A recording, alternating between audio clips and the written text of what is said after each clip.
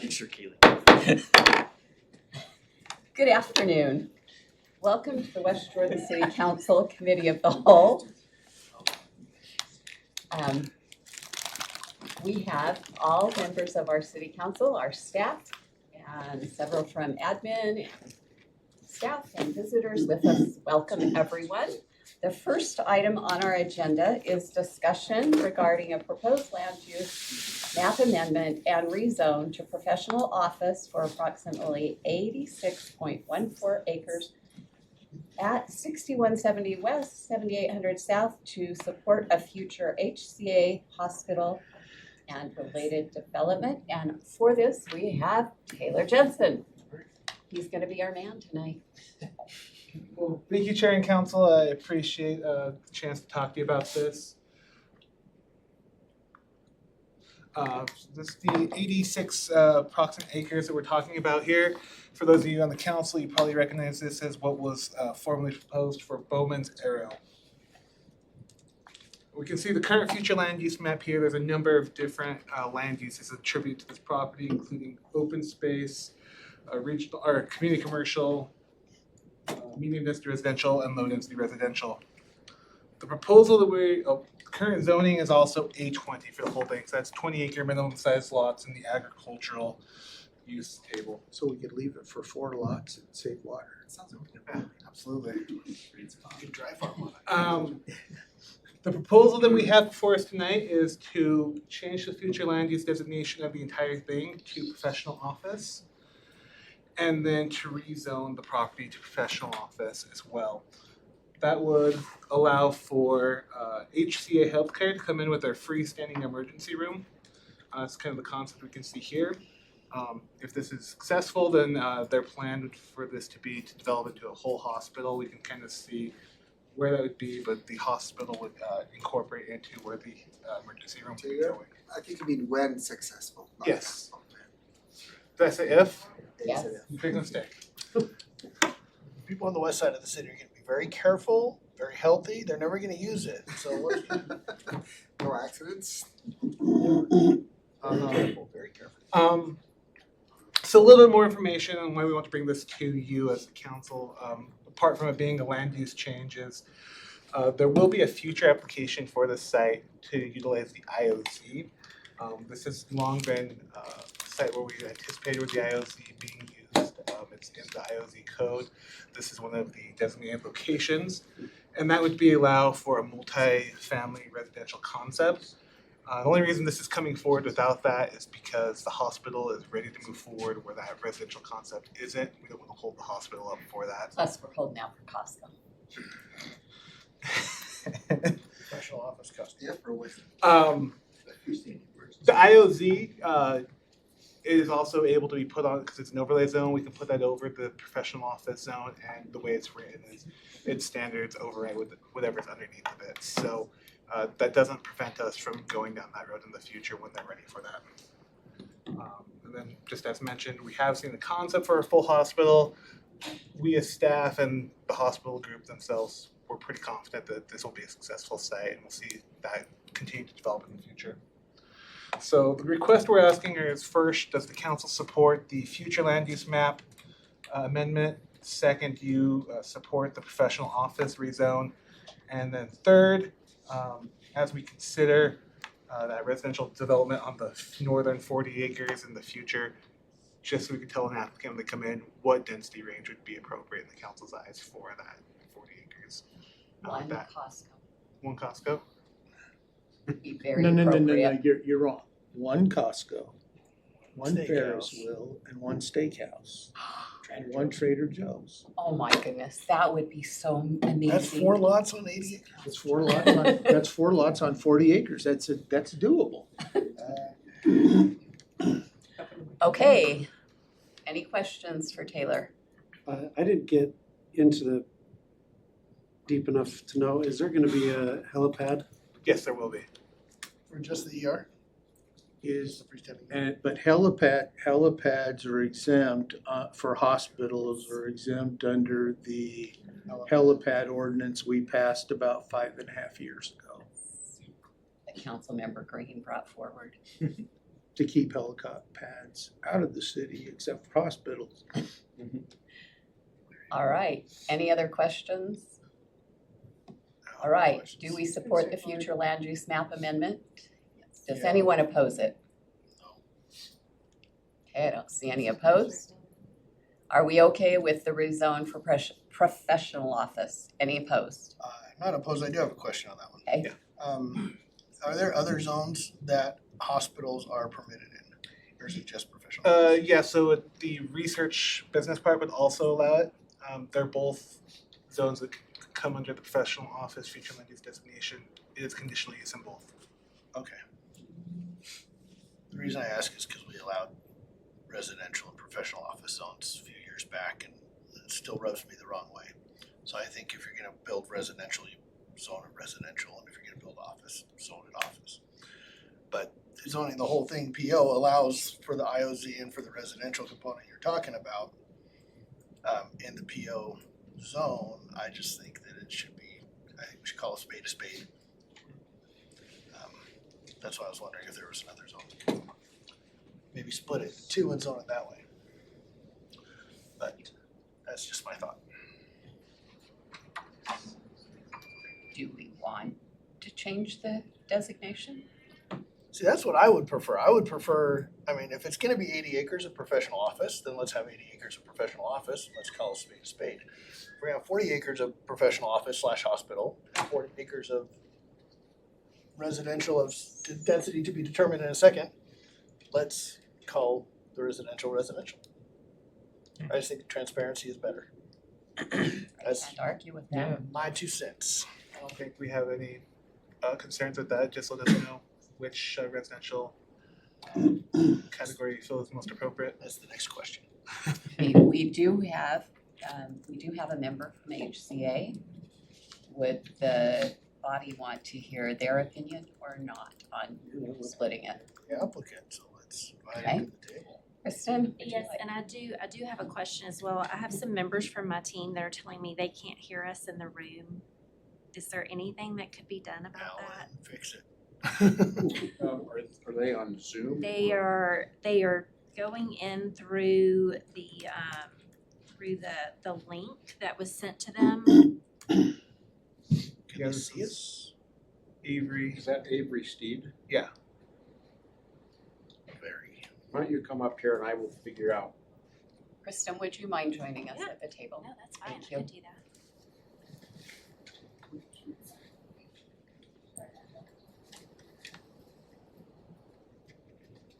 And Kristen, I'm sorry, I didn't get your last name, but this lady over here would love it. Yes, my last name is Vaughn, and it's V as in Victor, AUGHN. Thank you. We'll give Mr. Anderson just a second to see if we can figure out why people online can't hear. Should we keep talking so that if he goes somewhere else and he's trying to hear us, if we're We- all silent, he won't We- know? It's working. That'd be funny. Could I maybe address Councilman Mr. Jacobs' Lang. question? Yeah. It's valid, and it's something that we've kind of batted back and forth. What's the proper way to support the hospital moving forward with what we do know today?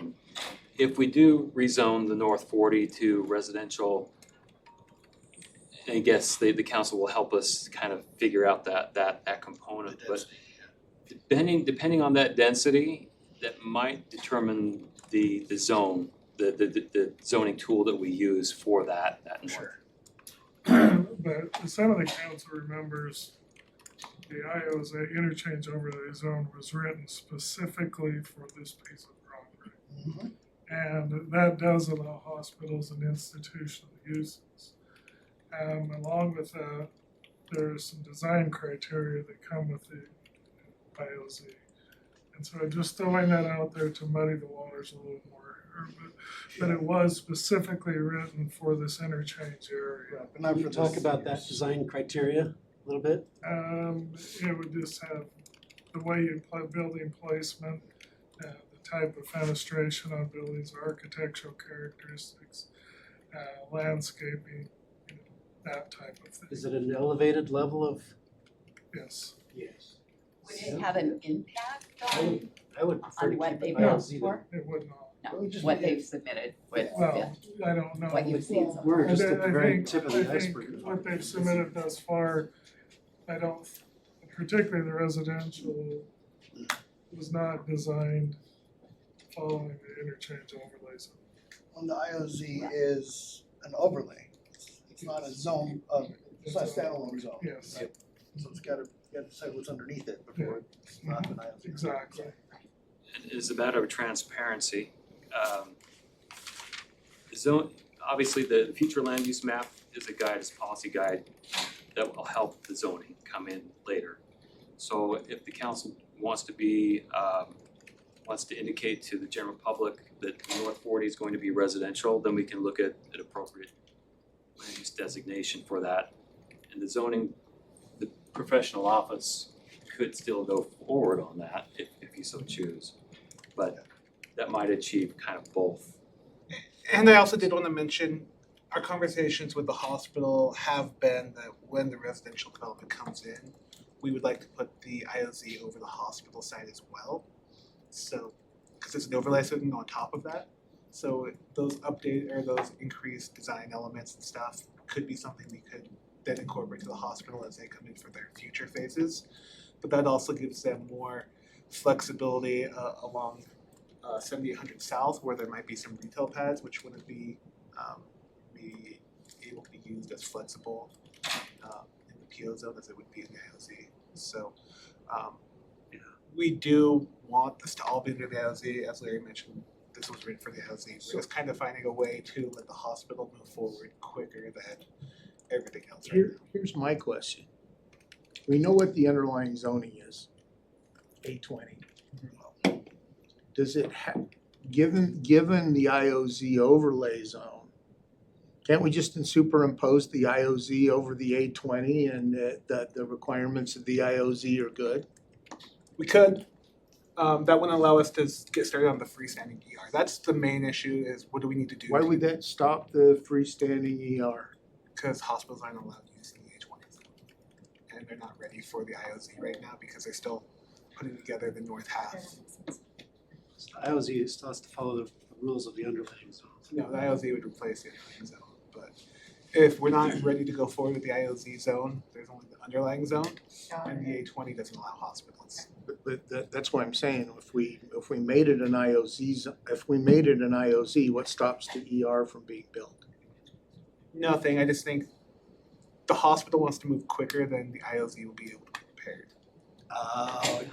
Right, the This is IOZ more of a- requires Yes. an MDA, an MDP.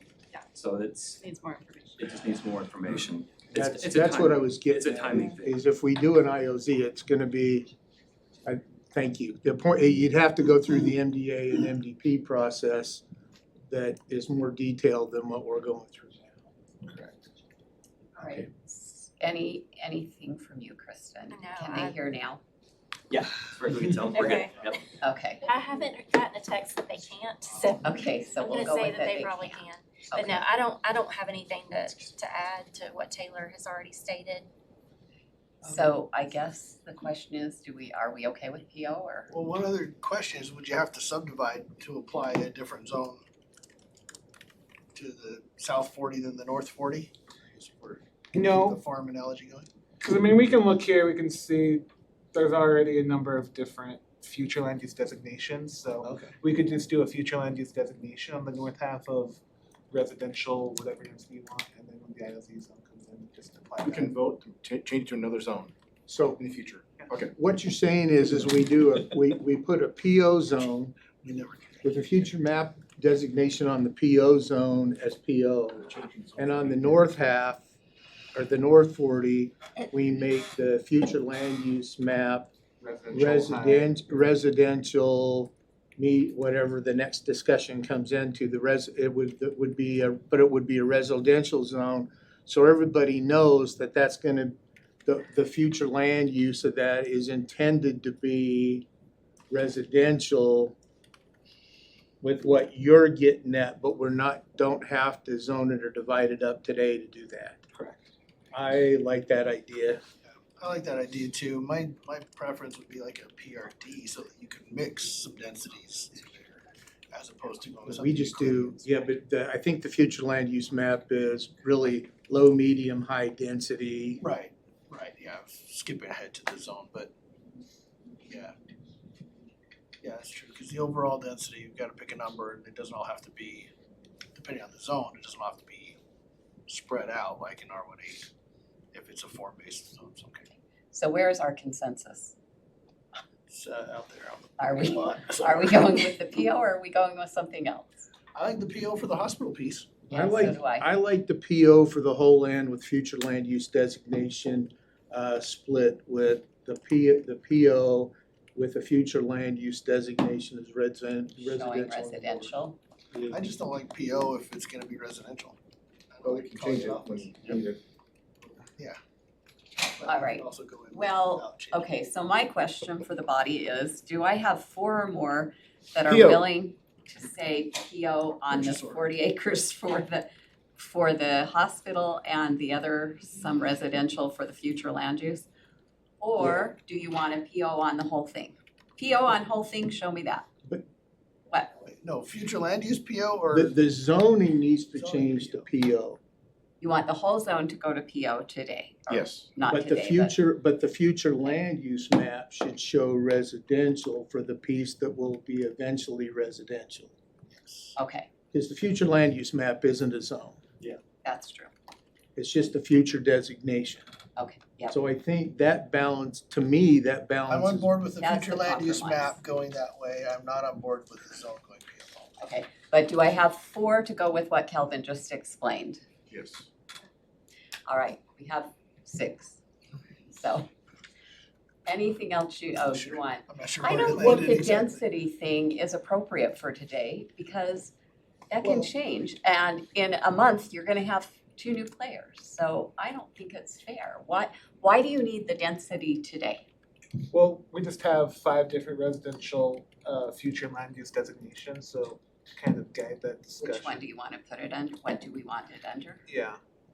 where does I don't medium, think it where does really medium matters allow us because to they're go gonna up come to? from ILC Medium. anyway. It's five, so 5 to medium 20, you density think? is 5.1 to 10 units per acre, I'd go medium.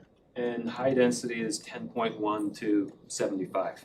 See, and I don't think, 75's a little high. It's knowing what the issues we were having with utilities when Bowman Zero was talking about putting 250, 300 units there.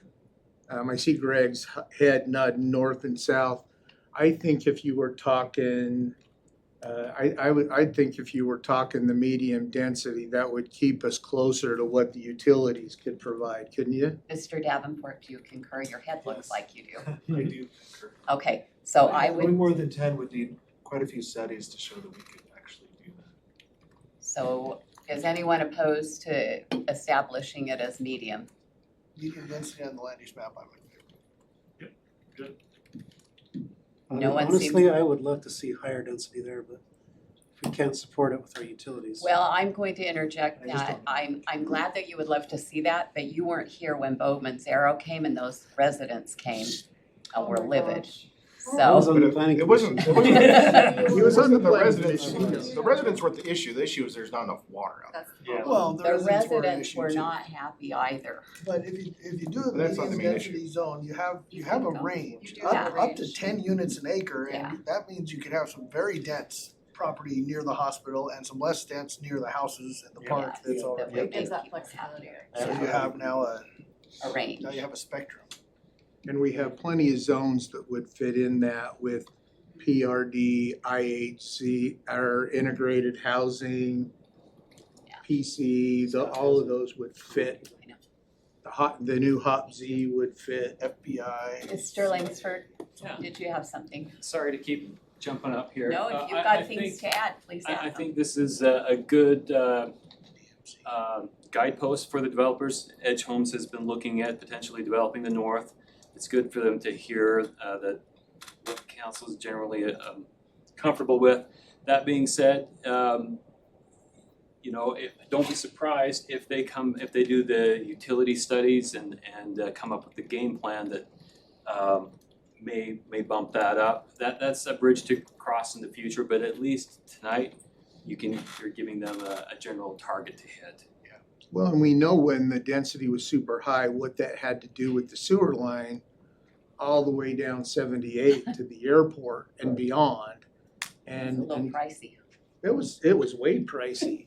So I think if there's, you know, somebody decides that they wanna build high density in there and they're willing to pay the price, that may be okay.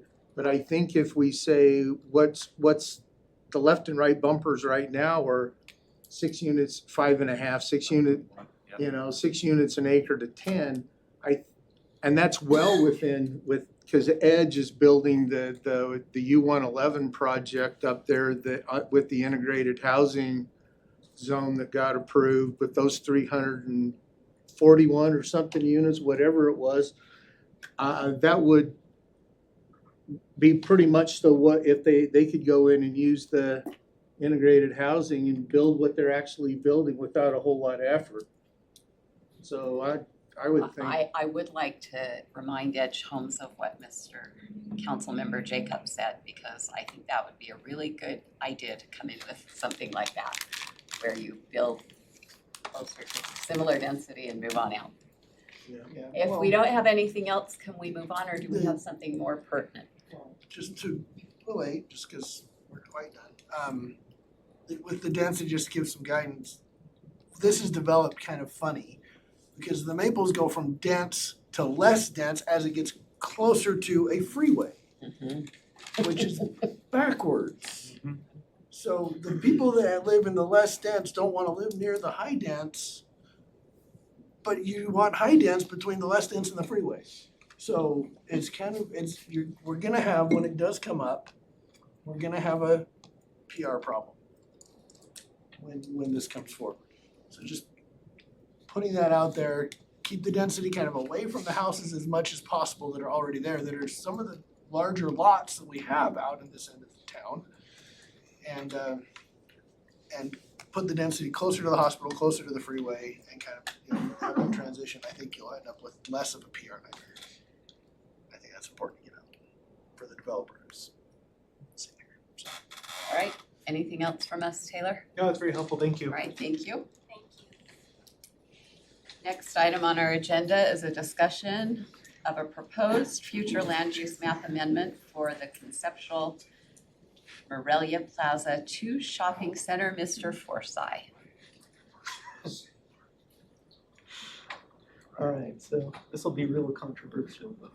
Sure it will be. Yeah, so this is a petition for Morelia Plaza 2. What they're requesting is a change to the general plan future land use map. They've got 3.36 acres. They want to change from professional office to commercial designation. And they want to rezone that as well, again, to a commercial zone, which we've recommended be the SC1. But the place we're looking at is Jordan Meadows Medical Center property at 3354 West, 7800 South. You can see it there on the map. So the medical center is there on the east side. So they're looking at selling off 2/3 of the vacant land there to develop a commercial shopping center there. But as far as surrounding uses, we've got the West Jordan Care Center, it's an assisted living facility to the north there. They own that private road to the east there as well. 7800 South is to the south, and then to the west is the Ashbright Cove PUD, so that's a single-family residential plan. So what they're proposing for the future land use map is a change from current professional office land use designation to commercial designation. Now, there's a little bit of a change here from what was in your packet that was brought to my attention recently, but originally we had advised them to go with the community commercial that was kind of matching the surrounding land use pattern. But in looking a little bit more in the narrative of the general plan, it seems like the neighborhood commercial designation might match that a little bit more closely. just because the narrative for neighborhood commercial and the narrative for SE1 zone in the code are pretty much identical. So, but we did want. What So- did they put in that they can't put in? So the purpose of the neighborhood commercial is a little bit more of a smaller trade area population, so it's 10,000 or less. And that's with a community commercial zone, it's more of a range of 10,000 to 50,000, so it's. Okay. Do they both allow gas stations? So the land use map wouldn't change the zone, so we'd still be proposing an SC1. All I'm saying is with the future land use map, with it being neighborhood commercial, that would align more closely with the SC1 zone. And it's and so we've got the Maverick, and then what's the one that immediately west of the Maverick that's the CG? That used to be an apartment complex there. But I think it's just the car wash and extra parking that they have. Oh, is that all part of, that's all part of Maverick? Maverick. So it's basically Maverick, an empty piece of land, and then there would be this. Yeah, well, you've got the private drive in between, Yeah. yes. Mark, when I look at the illustration, I'm not positive, are we using that private drive to access this property or are we Yeah, not? so they would need to get access off of that private drive. They've The met with. care center private drive No. Looks like they want. or just the Neighborhood. Yeah, the care center. gated? Yeah, 3380. Yeah, so it'd be both the care center drive and they're looking at getting access off the entrance to the west. Have they talked to that community? I'd have to ask them, but we've advised them that yes, they will need to get permission from that community, sign an easement, so they absolutely will need permission. But the care center has approved them using their road? They've been in talks with them as well. Is it a little premature to be here then? No, because they're not gonna have those talks unless they know that they can move forward on the property with the city, so. See, It's the a cart only and thing horse. that, when I see this concept plan with it, traffic going through the neighborhood, is I could see the neighborhood not extremely happy with that. I would like to hold No traffic going through a neighborhood. off 3380 West there is. There's nowhere to go in that neighborhood. It's a So loop. one thing That's I the should one in, point one out. out. access. Well, It's it's a gated This is, community. yeah, this is a gated community here, so their entrance gate is right here. Okay. So everything would be outside of Yeah, that. that doesn't go, and it doesn't go anywhere. It's just a The only self-contained. traffic would be at the entrance. Yeah. That's it. I just I know think when the increased we, traffic is people getting out. when we build the car wash, Quick quack. no, the one that's Wiggy Wash, that was U Car Wash, that was EIO Car Wash, down there by Jurassic Tacos on Redwood, the gated, what's Wiggy Wash now, and the gated community wasn't thrilled that so my question is 3380 West a public street or a private street? It's a private street. It's owned by the Ashbrighter Cove, HOA. So they'd have to get permission to do that anyways. Concern, I don't like the drive-through of that thing, cause if you get a backup in there, then people might be parking, or waiting on 3380, which is now kind of making it hard for people to get into their community. The design of that is, I think, flawed in there. And they may say, well, what they'll do is drive all the way around and then come down, through the parking lot, but people aren't gonna, As long as it's not a Chick-fil-A, you probably are. I don't know, well, we don't know what it's gonna be. What if it's a It's a Dutch switch. Bros on Dutch Brothers. sticker day? It wouldn't be a Dutch Bros. But just, we don't know what it's gonna be, but all it would take is a few cars to suddenly turn that into a gated community, not able to get into their gated community on their owned private I road. don't think they're gonna say yes. So that's just my concern, is that design I right in agree there. with you, Bob. But I think the question though is zoning, and I think the zoning is fine. I think figuring out how to orient buildings and drive-throughs, this is just conceptual, this is. Yeah, well, I don't like it when conceptual sends me a bad conception to start with. That's my problem. But You could I flip it think the the other zoning way is and have their probably road on the fine. other side. I think the zoning's probably fine. Your layout's a little messed up, but your zoning's fine. I'm, like I said, I'm okay with the zoning, but the idea that we may block a private road is not something I think this council wants to be a part of. And I would think that what we eventually want to do is hold a town hall there, because I think that the residents may have some good ideas about, because you know what, placement of buildings can actually be a good barrier to lots of things.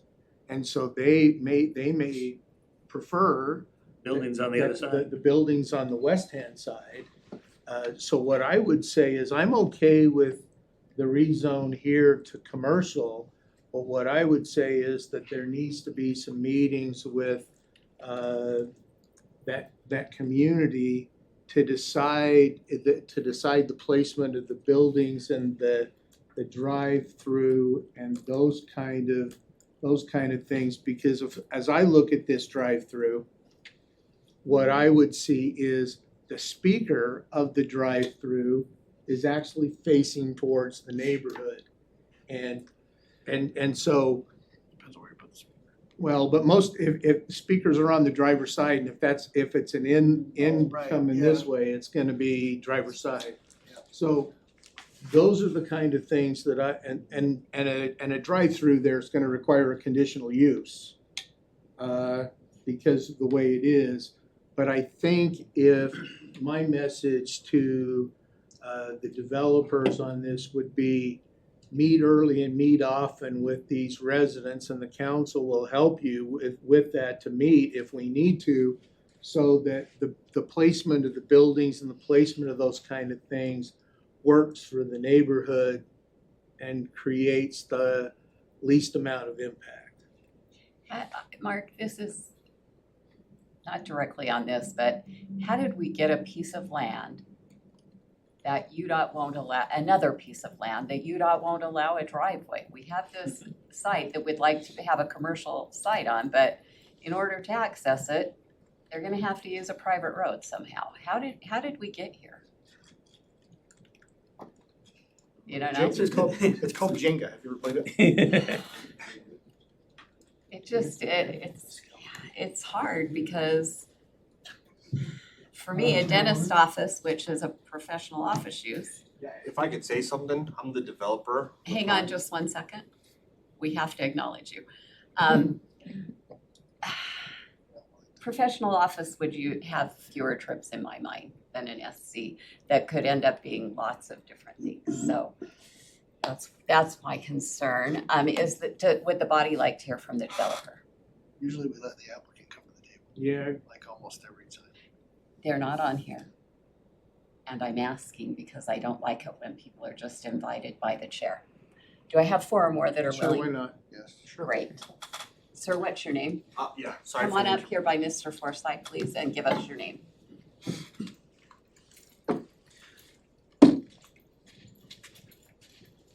My name is Adrian. I'm the part of the development team. And this cute lady needs your last name, Amy. Brent, MIRANDA. Our goal for our city council meeting today is to see if this is a project that we can do in the future. We've already are aware of some of the issues we might see with the drive-through, the access, and the roads. So our goal is just to see if this is something that West Jordan City is gonna allow us to do. The suggestions about this drive-through, we're more than willing to make changes to appease the city and its general use plan. But our concern was if this type of project was gonna be allowed with the zoning, and then the secondary would be with the entrances. So we're in talks with this community and this private road to get easements and access to it. That's something we're still working through, and we should get that resolved pretty shortly. This road is built by the development behind us, and then this is the seller, so they're gonna sell us access, or they're allowing us to use their road, we just need to get third party approval. That makes sense. They're gonna grant you part of their easement. but you Yeah, can't take the exactly, rest. yeah, so they've been here for over 15 years using that, so we should be able to, it's up to them. And we're currently making that part of our purchase agreement with this land. Can I ask a question on? Yes. So the entrance obviously is a private drive and it's gonna cause concerns to people living there. If we were to able to flip it the other way, Drive through. would they give you access from 78th on the east side? 78th on, So, that's down at the bottom. 78th on so the we east could side. put an entrance right there? Here? Yeah. So, UDOT's refusing any Yeah, access right. on 78. They've made that very clear. yeah, since we have two entrances so close together, they're not gonna allow it from here. They are okay with coming off of 3380 though, so. They haven't had any issues It's a here. street. It's already there. We're gonna see if it's viable to extend this section so we have direct lanes into the plaza and then, or excuse me, dedicated lanes into the plaza and dedicated lanes into residential. That's our goal.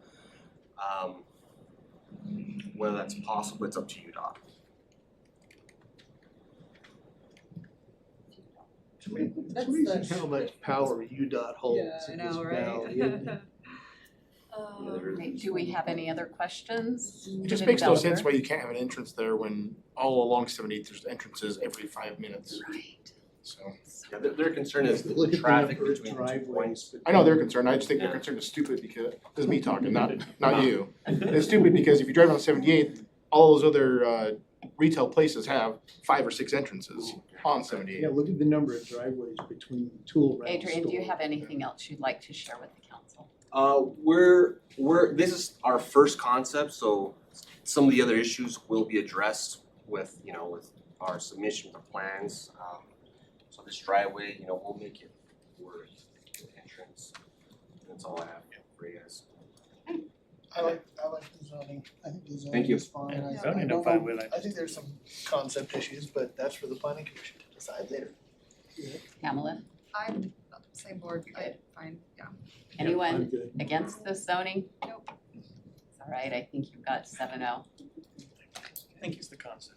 7-0, and we probably all agree that UDOT's an interesting beast. I used to work for them, so I can. Oh, so that's Ah, why, is now I that- get it. Now we know what happened. Now I know. All Trace right. it back. Back at the table, we Oh, you have think Mr. UDOT Jensen. Oh, hey, that's a good place This for is a zoning. discussion Put it in regarding our southwest quadrant. State controlled zoning. And we have Mr. Dinsdale, but we have Taylor who is going to be leading this discussion. Get it, Taylor. All right, thank you, Chair and Council. Southwest Quadrant, we had this come to Committee of the Whole back in April. There's been a lot of ongoing discussions between staff and the applicants on this in the meantime. Kind of previous feedback from the council was, we're not sure what we think of this because not enough detail is provided. So we've got more detail, we wanted to bring that forward today. Kind of let you know where we're at and get feedback from the council on how you see what's been put together so far and best ways for us to proceed. So here's the vicinity map. Jones Southwest Quadrant is the area in blue. You can see it's bordered to the north by the Ivory Dry Creek Highlands development. To the south is West Jordan. Most of that is zoned M1 manufacturing. And then over to the west is unincorporated Salt Lake County. So we have got a concept pod plan from the developer. You can see here the reds and yellows are the residential uses. Purple, pinkish is the high-tech manufacturing, which is kind of akin to manufacturing zone. And then the crosshatch would be what they call the office mixed-use overlay. So that could have offices, residential, similar to what we saw with the Wasatch Electric Master Development Plan. So there's been a lot of discussion on this, gone back and forth, and kind of staff wanted to address some of the issues that we've seen and want to make sure we get clarification on tonight. So starting here, if we start at the northwest corner, staff does not support the proposal of HTME in that location where we're seeing west of Stokesley and north of Dannon. We feel like everything in that immediate area is residential. Long-term for the city, we've seen that as kind of the west bench, a chance for view lots and kind of some upper scale developments. So we don't feel industrial makes that much sense there. Moving down as they're showing Taylor, north of there is slated for residential, correct? Yes. It's already zoned out. That's Dry Creek Highlands. That's Dry Creek at Highlands, right? Yeah. Yeah. Thank you. So if we move farther down, I'm gonna do that for a minute. We're showing with this concept plan all of this as various densities of residential, which that doesn't make sense to staff as below here is future land use plan and zone M1 manufacturing. The purpose for the southwest quadrant zone is economic development with residential as a buffer. This, we're actually introducing residential. Another island. Yeah, another island, which is what we're trying not to do with the southwest quadrant zone, so we don't support that. So I think what we would support as staff is that purple and residential area that we have highlighted kind of flip-flop. Put residential up next to the residential, put industrial down near the industrial. I would think you could just do residential all the way down, then it's not an island, it's a peninsula. That's- Into our land use. or our land. Except it's supposed to be our commercial area, and in their MDP, it says a minimum of 40 acres for commercial. Out of 900 acres, But our I think we need west- more commercial. The west of the west has always been, we've always talked about making it the view lots and the big expensive. And Ja- I could jazz go, player I could go homes. to the green in residential, but once you go past that, I think Past that the we creek. should start going back to commercial. You mean the trail area? Yeah, the trail. The wash, yeah. No, residential to that line, and then she's talking industrial or commercial. So we're talking about residential from here down to here roughly? Yeah. Yeah. And see, if Ivory's doing it, I think they should be in favor of that, they build houses, so they should like that. They should. I'll give it. Yeah, I'm in agreement. I don't like the industrial there as a area in between Dry Creek at Highlands. In other words, and I the don't stuff to the support south. industrial west of Stokesley either, but I'd take that all the way down. I'm with staff on that. I don't like, I think Yeah, west of I'm with Stokesley staff. should. And keep in mind, west of Stokesley, that's still quite a bit west of U-111, Oh, yeah. which by the way is way the heck out there still, so. For now. I know, I drive it all the time. That's how I get home. It is out there. Yeah, I know, in 10, 20 years. If you it's live gonna on feel that way. 1300 West, it's out there. It's not that far out there for me. No, for me, it isn't either. For you guys, it's certainly Way not. out there for me. I can hit it with a. A couple other things we just wanted to get clarification on. The mix, as mentioned, southwest quadrant was written as an economic development zone. We're seeing in this proposal 4,500 dwelling units and about 400 acres of the industrial development. That's less than half the project. We just want to get the council's feedback. Is that the right mix? If it's not, what is the mix that you want to see? And then last thing I'll touch out on this is they do have residential broken up into 3 different density pods. But the problem is all those pods use residential, which really differs in their densities, kind of the same thing we had last time. And there's not an overall unit count or overall density count for those pods, so that makes it hard for us to plan utilities because if it's medium density, 7.5 or 5 units per acre, that's much different than if it's high density allowed in there, which is 24, and some of those pods allow all 3 of those densities. So we're not sure what our unit mix is going to be there. It'd be nice to have a unit count to get there. Are we moving the goalposts with removing the separate MDPs from consideration as far as the amount of commercial? Well, that's up to the council to consider. I mean, the separate MDPs, there have been two that have been adopted. Those were, the first one down here was industrial in this location, but there's over 300 units of residential here. And the other one here, there's 184 residential units here, the rest of it is industrial. So those do have a mix, but that's not included in this submission. So I guess that's up to the council to determine is, should those acreages be included in this, or should this application be looked at by itself? And I think staff and the applicants might have different opinions on that, so getting feedback from the council on how you would like to proceed forward would also be helpful for everyone involved. I mean, we've already said okay to those, but I think it's information that we need before we say yes to this. Like, I don't know that it's. Yeah, I think They're when the together, but applicant they're looks not. at that, they feel like the industrial acreage in that should be counted towards the percentage of the industrial for the whole southwest quadrant. Well, then so should the residential that's in there as well, right? Yeah. Yeah. Yeah. You can't pick and choose. And I think we need those numbers.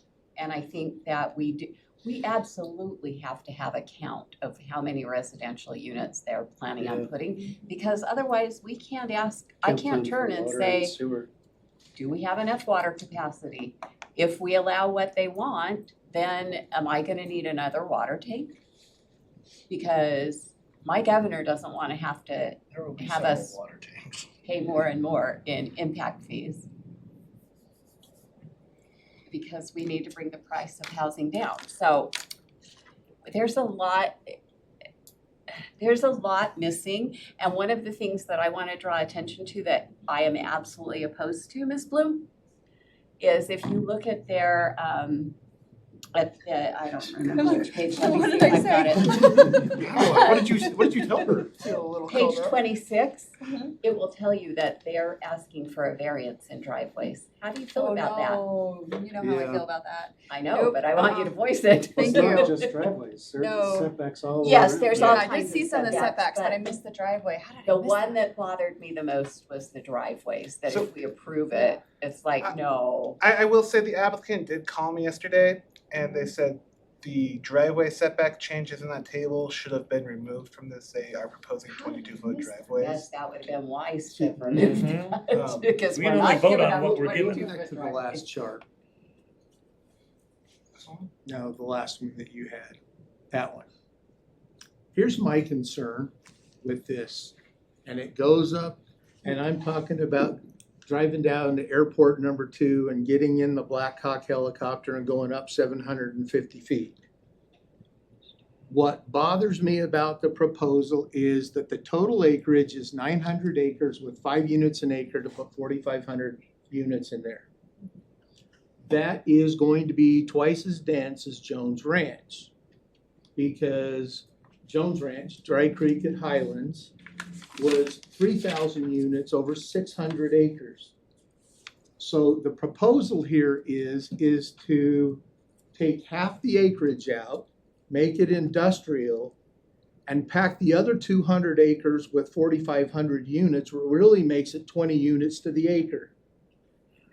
That concerns me because what we're talking about here is, you know, when we're talking, if you look at the residential, they've got 330 acres based on residential 1, 2, and 3, 330 acres with 4,500 units. That's 10 plus, 12 plus units an acre.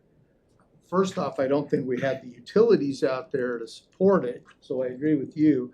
But second, do we want to have 350 acres out there that are 10 units to the acre? Because as Councilmember Jacob mentioned, the west side of the property was the ones that were looking at bigger pieces of the West side of estate lands. The west side of Stokely is bigger lots. okay, if those are bigger lots, then increase even more. And what we're gonna end up out there is some extremely high dense neighborhoods that I'm not sure that we want out there. Well, and again, you mix high density in with other things, like we have, Well- like Copper Meadows. Yeah, but you mix high density, but You mix them together. when you're mixing high density and you've got 330 acres of high density that's gonna support 4,500 units, that's not five DUs.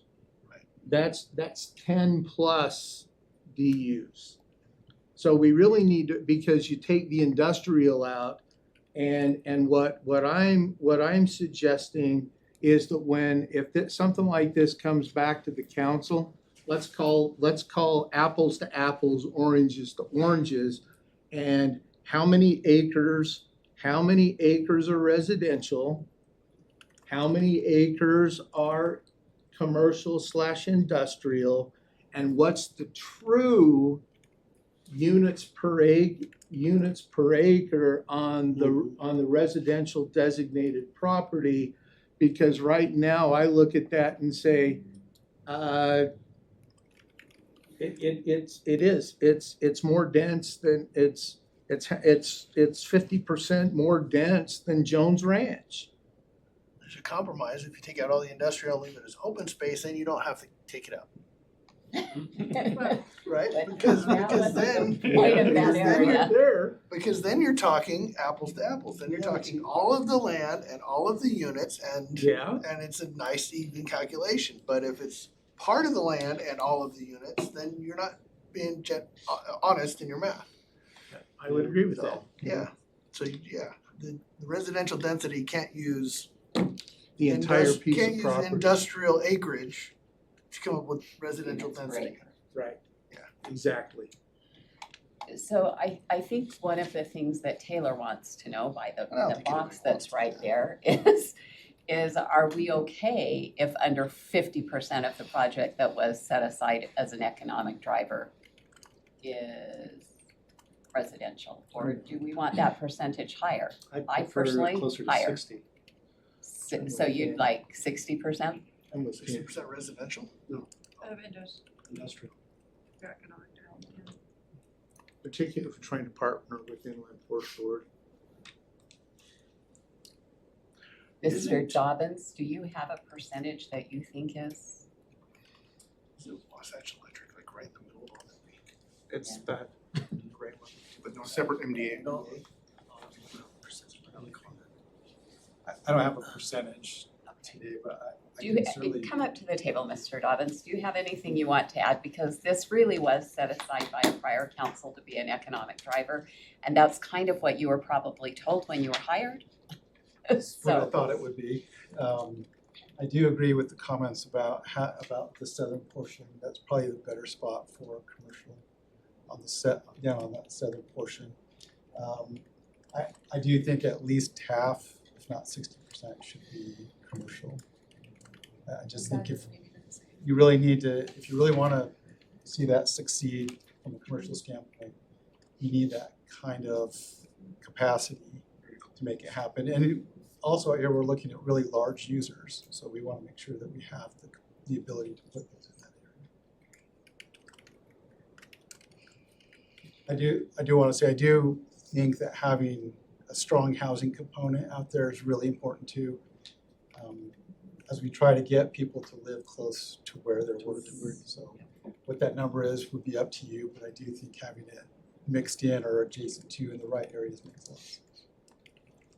and I don't think anyone here is opposed to the housing, we just don't like where it's at, and we feel we need a little more commercial than housing, so I'm hearing 60%, and that seems good. And when we say commercial, do we mean also industrial? Yeah, Yeah. Commercial just No, represents all. non-residential, that's There exactly you right, go. Chad. Yes. Non-residential. non-residential use. One that Pete I plays imagine full more property industrial tax. out there and It might be my less. Costco. I don't know, they'll probably put that in Olympia Hills down the road. That will not be my Costco. Not the White Lot Costco. Okay, so I think I've got 60%, Taylor, is what we would like you to take back to the developers.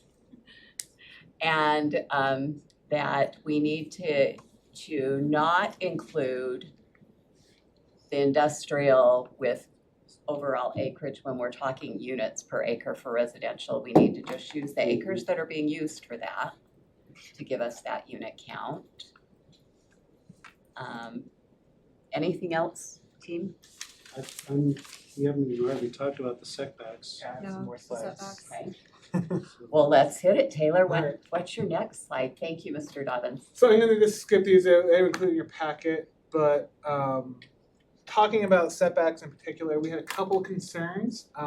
One, they're showing a number of setbacks they're proposing are side setbacks that are 3 foot minimum but 10 foot combined.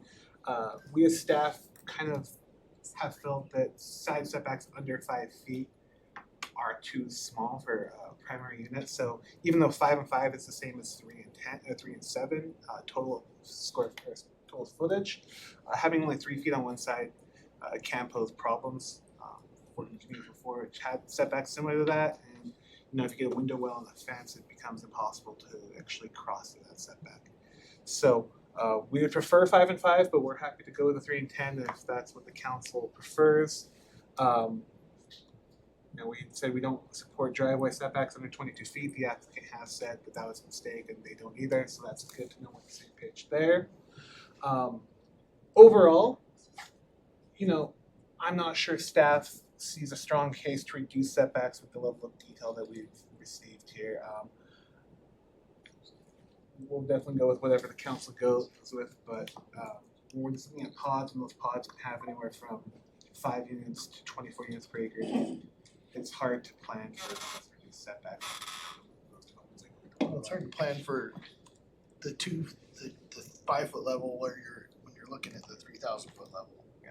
It seems to me like it's, I don't know. And it seems like we don't Think have about as how many many details acres. on this as we've had in others. It sounds like we're talking about acreage of residential, and what should the setbacks be? It's like, whoa, how many steps did we skip between point A and point B here? So I think we would support, just like we have with the private road discussion, kicking those setback discussions to the sub-area plan levels when they come in with the detailed plan. If at that point they want to talk about private roads and reduce setbacks, I think we would support it at that time when we know more what the granular level is going to look like. Staff, I know the applicants would like to keep that flexibility there because they don't tell us, we don't know what the world's going to look like. We want to preserve as much flexibility as possible so they can respond to that. So they have reasons for wanting to have that flexibility as well.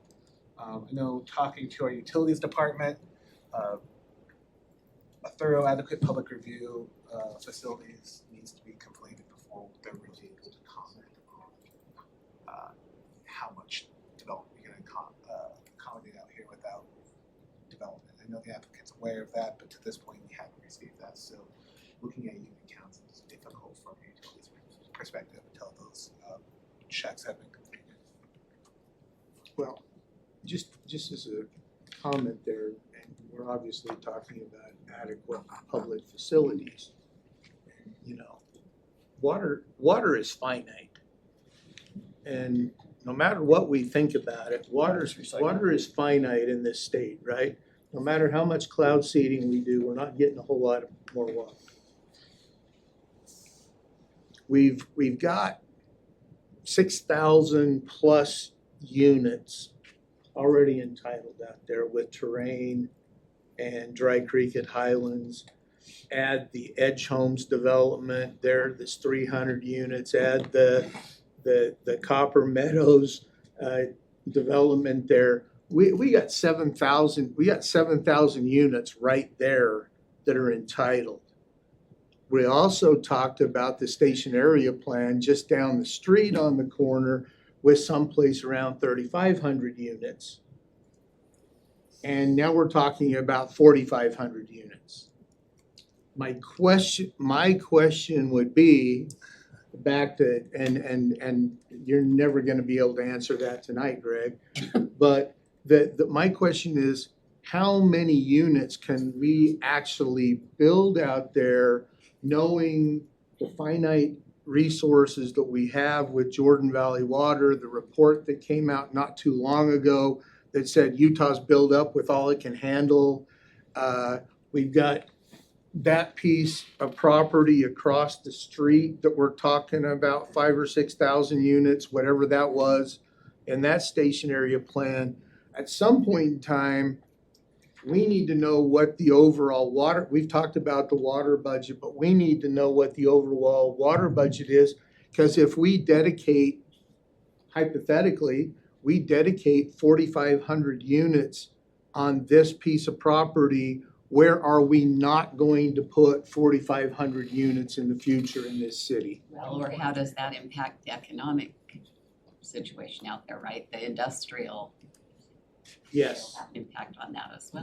But even at the granular level with just the number of residential units, I'm concerned with, we need to know what the magic number is, probably.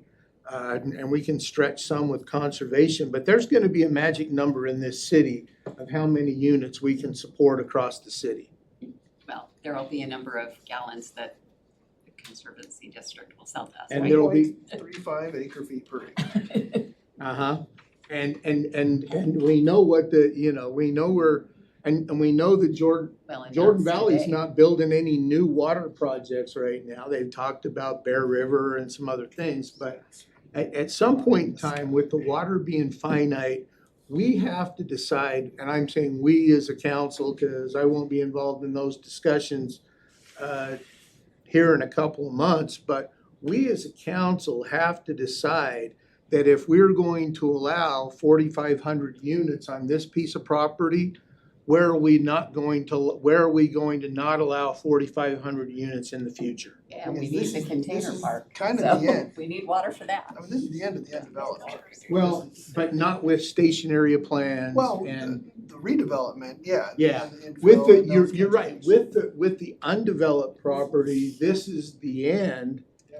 But if we throw all of our eggs in that basket, what does that do for us with redevelopment, with the property across the street, with the corner of Old Bingham Highway and Mountain View, and some other areas, 90th South and Redwood Road, 70th South and Redwood Road?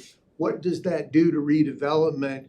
And I think that what we need to do is we need to have that higher level view to say, where do we really want to dedicate the water and how much are we willing to dedicate? I think that we've got to start doing that, and that's going to be a tough decision, but we got to start doing it. If I could say, the developer and the city recognize that this is more dense than we have in our plan, that we have ever planned for in this area. I think they're willing to come up with some sort of plan for that, but I don't think they really. Or do they have a choice? They don't have a choice. But I think that they've been hesitant. The reason why I don't wanna speak for them, but the reason why I probably don't have an adequate public facility analysis yet is because we're still in flux so much with what we will approve or not. And those studies are very expensive. So I think they're probably hoping for feedback from me tonight before they spend quite so much money. But I think that I think everyone realizes that there are very big obstacles to what they have presented here, and they're still not quite sure how they're going to reach those obstacles. We still have a Zone 7 in this plan, and I have no idea how I'm going to do Zone 7 yet. And so, Yeah, and to be so honest, they have a lot of hurdles still yet. They're just trying to get past a first hurdle, I guess, is what I And would I say. think what they're asking is, what would we tolerate? Let's pretend we had all the water in the world and all the sewer capacity in the world and whatever, what would we tolerate? That doesn't mean we're gonna tolerate 75 units per acre on 450 acres out there. Right. Or whatever, right? I mean, that's I think the question, what would we tolerate? And then if we say we'll tolerate 10 units an acre, just throwing a round number out there, and they say, okay, thanks, 10 units an acre, we can work with that, and then they can go out there and they can look at water and they can look at sewer and Greg can look at water and sewer and they can say, well, we could actually build 7.5. The council will be like, yeah, we said 10, so you can get 7.5, that's fine. But if we say 10 and they go out and they do all their water and they do all their sewer and they do all the planning, that's not for us to do. We're not gonna figure that stuff out. They go out, we say 10, they go out and they do all the stuff and they do all the stuff and they come back and they say, well, we could actually build 15. We say, sorry, we said 10. And that's the number they're looking for. They're not looking for us to do their utility analysis or for us to do whatever. They're looking for us to say, what would we tolerate? As far as density, as far as land use, as far as whatever, how do we see that area developing? Let's throw out there, forget the, I talked about 30,000 foot and then 5,000 foot level or 5 foot level with the setbacks. We're like underground now when it comes to water and, literally. It's a lot of detail. Water utilities, right? So what's our magic number? Pretend the water was available, pretend the sewer is available. What do you like? I agree with both sides though, because if we say that, it does mean that when we say yes to something, we're saying no to something else. That's just a fact when we're dealing with utilities in our city. If we say yes to one thing, it's no to another. And so I think that, I know I'm not ready anywhere near to say yes to this proposal as it stands. I'm intrigued by Taylor's, we can do that, the fine detail. But my question really for you, Taylor, is when we looked at 600 acres for Dry Creek, was Jones. And then when we looked at Woods Ranch, which is now Terrain, another 600, before we said yes to anything, we had so much more detail than what we've been presented with. I don't know if we need that for this because it's different, but I almost feel like we don't have enough to make a good vote. I think what would be helpful for us would be looking at this map, land uses, what are the appropriate numbers for the land uses, like the locations? I think we've talked about Stokesley, nothing west of Stokesley being industrial. I think we've heard that. We've heard 60%. Well, hang on, I'm okay if industrial was below the trail. Is anyone else okay with that? As a buffer. The buffer between the trail and New Bingham Highway? Yeah. Yeah, I could live with it. It might be, It's it that's a could be crappy something, piece of terrain, isn't it? I it could be remember. something similar to like, Unknown caller. Whoops, I didn't turn my phone off. No way, really? it could be something similar to the research park up by the University of Utah. That's in my mind, it's not. It's not where A step down from. We're not looking for smokestacks up there, right? We're looking for like they've described high tech data centers. But No, below New Bingham, you already have industrial, right? Correct. And you've got industrial on the east side of Stokesley's basically. Well, in New Bingham, you got an Amazon warehouse. Right. I don't know, Which is basically. which doesn't have any smokestacks. So that's good. It's got a lot of It does have a trucks, lot of traffic. a lot of trucks, a lot of vans come down my road. Kayleen, I think we have that info for you. Hang on. Lucky for you, I control the time. So I think that there's at least 4 of us that are okay with a different use than just residential all the way on Stokesley, okay? I think that you heard 60%. I like the 60%. Yeah. That was pretty strong. So, Other questions I have for okay. the pods themselves. Are you comfortable asking the applicants to come back with maximum unit counts per pod? Yes. Okay. But wouldn't they need to get that info from the city to make that number? Maximum units. There's a fairly good guideline in Southwest Florida.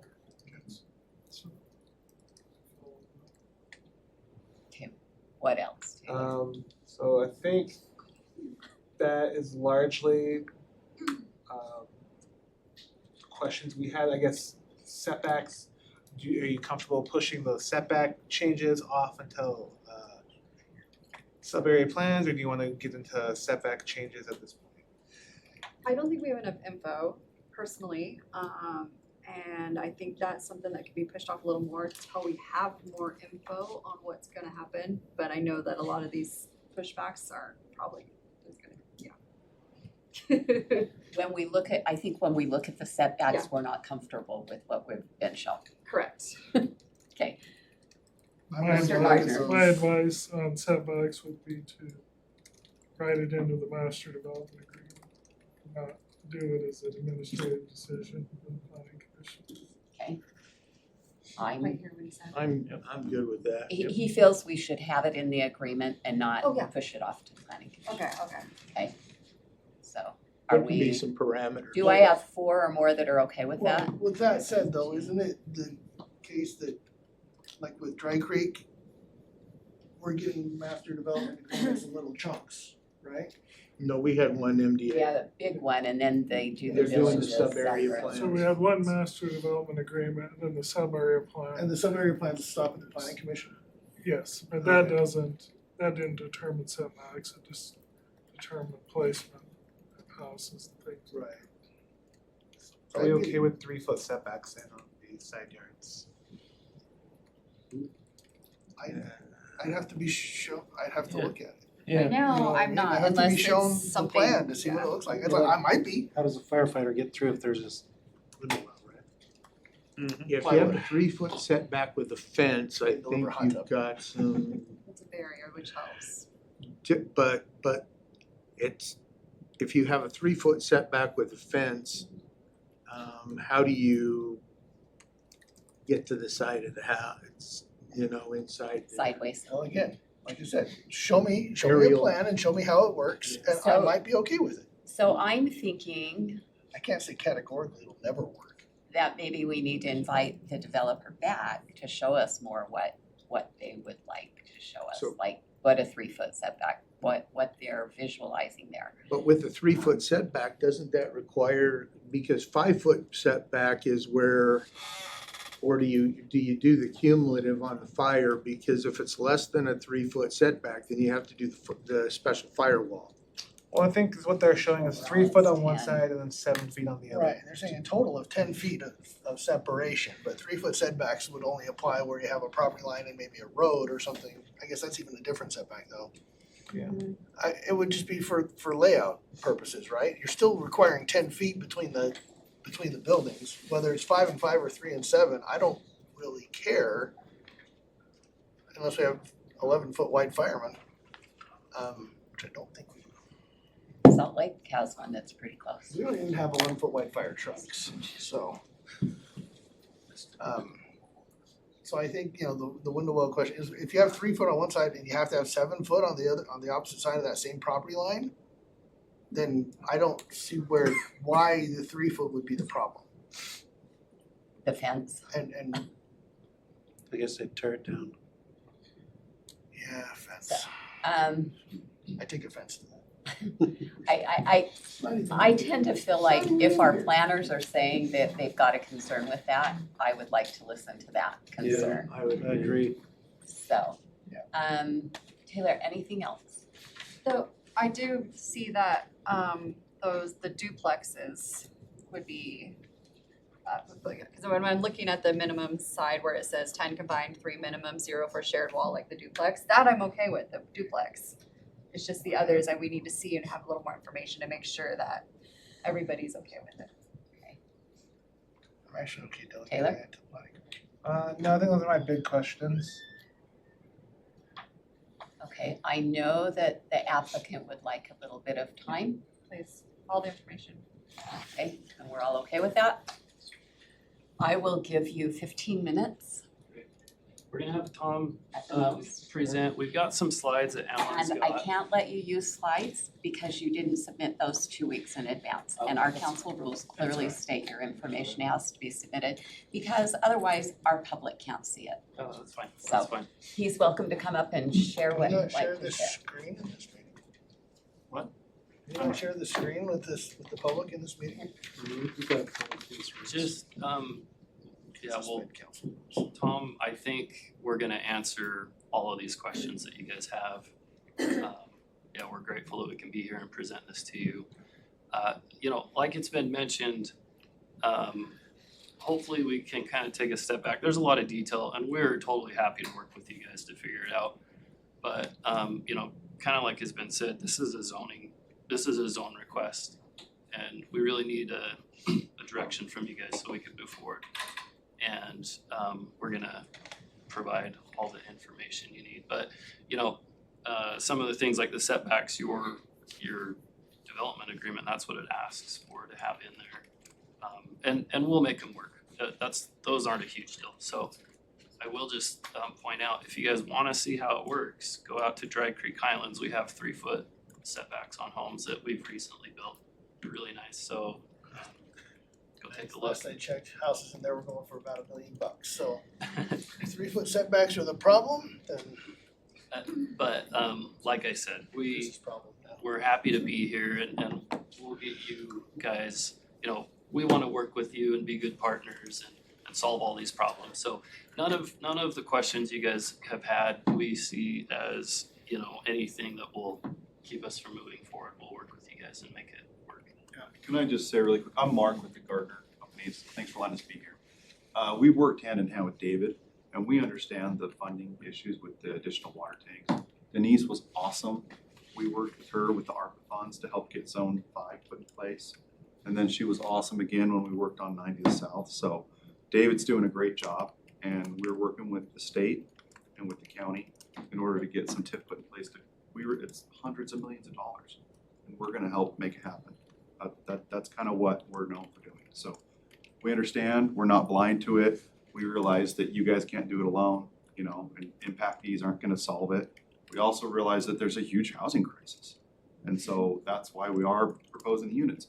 Maybe we gotta tweak that. That's totally fine. We're totally open to that. So, okay, go ahead.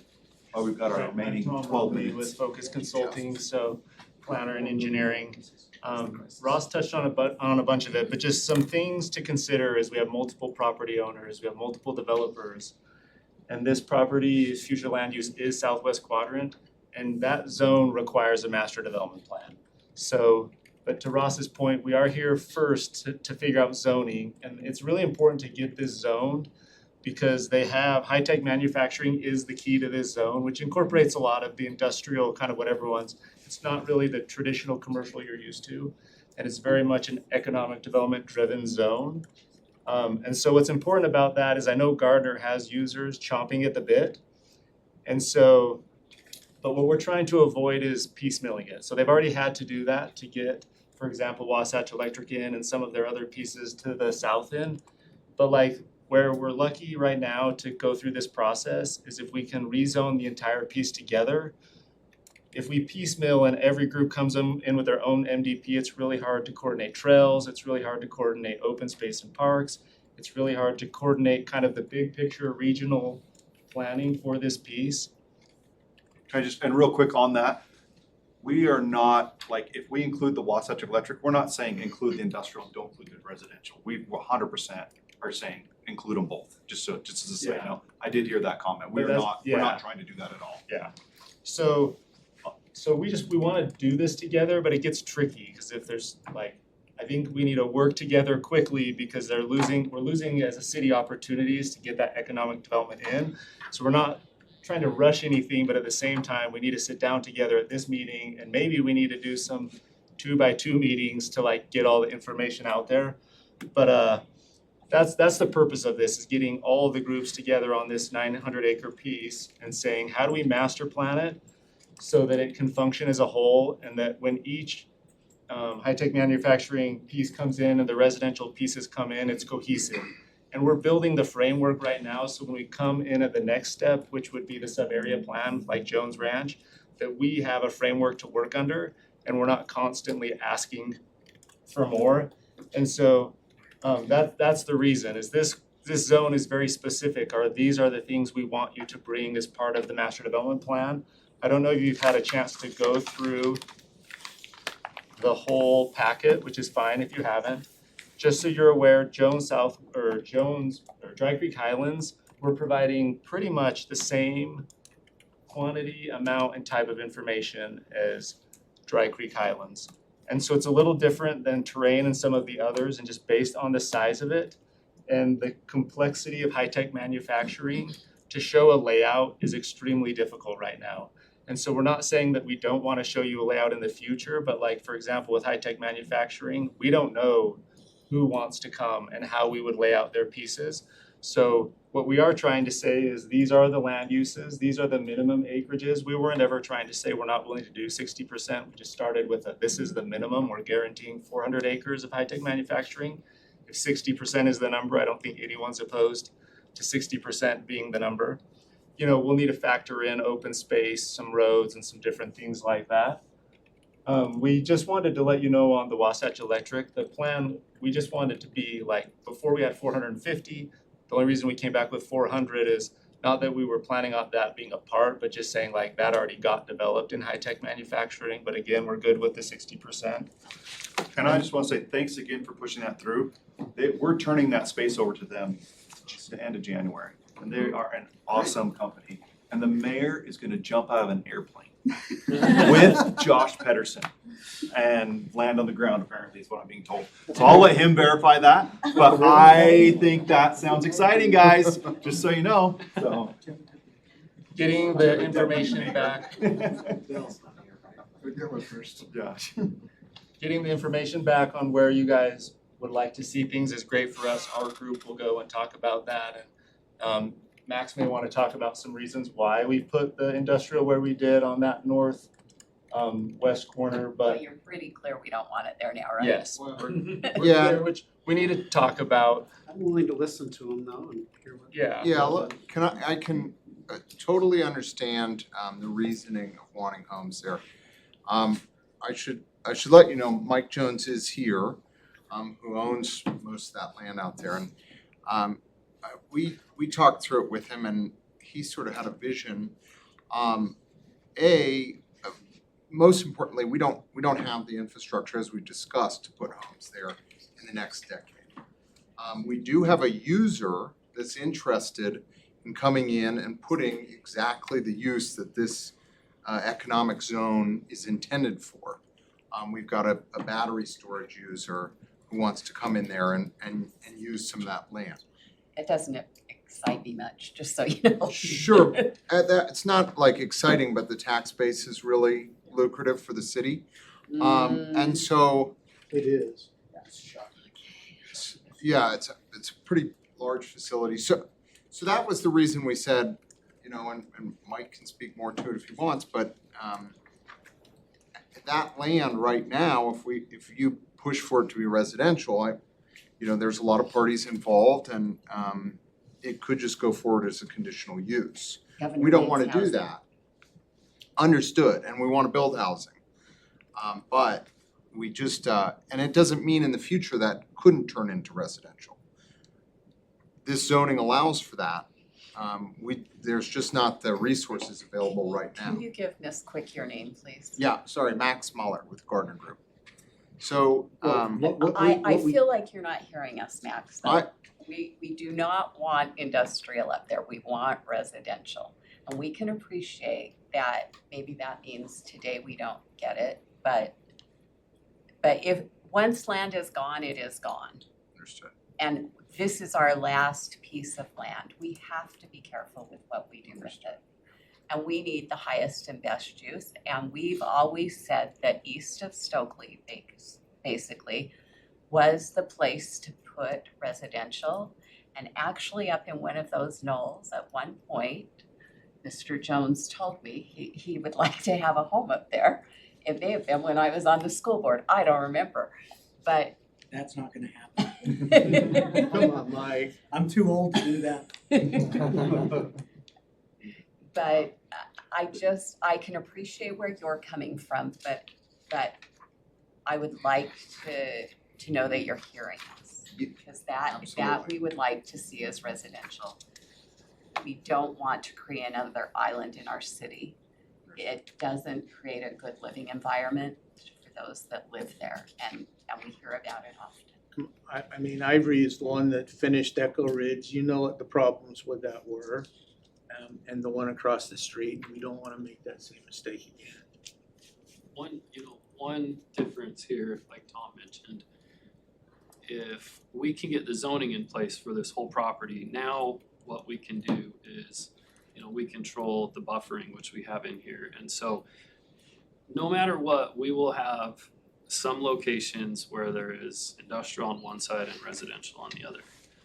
There's always gonna be a line. Right. Right, there's always a line, right? And what you got before was piecemealed, and so, but what we can do with this whole zone is now we can plan trails between the two. We can plan more open space. We can plan collector road and other things that provide more buffering between the two.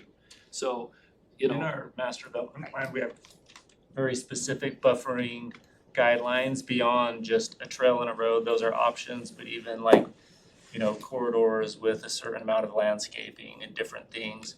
So, and the real intention with high-tech manufacturing users, you don't fully always know what piece they're gonna want and where they want, and you've definitely been heard. So I think we just need to take that back with our group and decide what is possible. But there is built into the development agreement, master development plan, the intention to have some flexibility so that, depending on the user, a Costco, we can accommodate that. And so we do want that ability to change, it's scary when you show everybody an exact plan. So we're trying to give ourselves as much, and it talks about that in your zone to provide flexibility, because high-tech manufacturing users need flexibility. But we're also trying to guarantee things like the minimum amount of high-tech manufacturing, where we are gonna have some specific buffering. For example, in this area, we know we need buffering because we have those other residential users. And we've even created buffering standards, so just, that's all there. As far as, sorry. Just, let me tell you where I'm coming from on that northwest corner. For sure. Just to the north of that. For sure. Is where you guys took us out and said, look at this piece of property, this is gonna be one of the ultimate lots in the county someday. It's the one that goes between the two washes and right there where the finger juts out with the two washers with that little peninsula. And it's right there between that peninsula and Kennecott property. That's only a quarter mile away. And my concern is that you put an industrial use on that piece of property. And what you're gonna have is now 10 years from now, 15 years from now, when that land to the north needs to be developed, well, you know what, we can't put those nice houses in here anymore because the land uses have changed and that's an industrial use, and so we have to put a bunch of small houses in here. Yeah, which I don't think is the intention, but I can understand But your concern. we've seen that occur over and over and over again in this city when we've had multi-use land uses where we say, we'll dedicate something for a commercial use, and you fast forward 10 years and then all of a sudden, you know what, we can't develop this for commercial use, we gotta put more houses on it.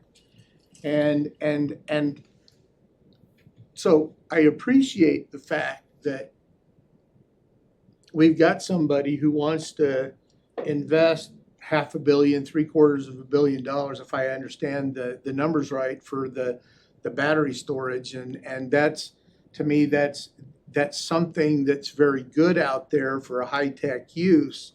And I don't want to turn that down, but I also don't want to say, let's cut off, let's cut off our nose in spite of our face, because if we do that, how is that going to, what's the ripple effect over the next 20 to 30 years? And I think that's what we're all concerned about. For sure. Because that hasn't been in the mindset for the last 50 years on council, so we won't want to make those same mistakes. For sure. But if the battery plant was on the map would be more current. Shocking. Can I just say, Mr. it's very polarizing. Mike Jones. Mike Jones, the owner of the property.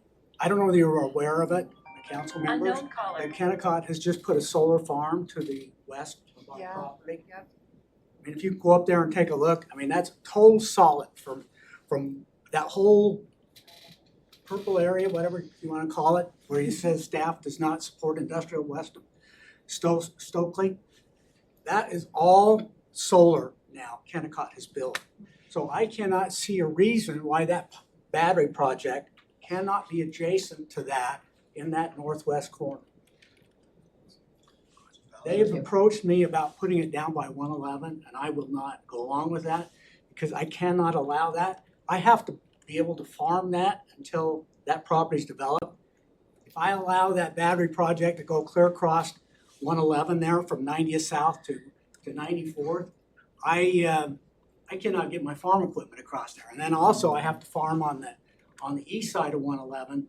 And so anyway, it just works out. I have told them I will not allow the battery project just to the west of 111. It has to, they first approached me, we have an agreement right now that says that they can have the 100 acres in the southwest corner.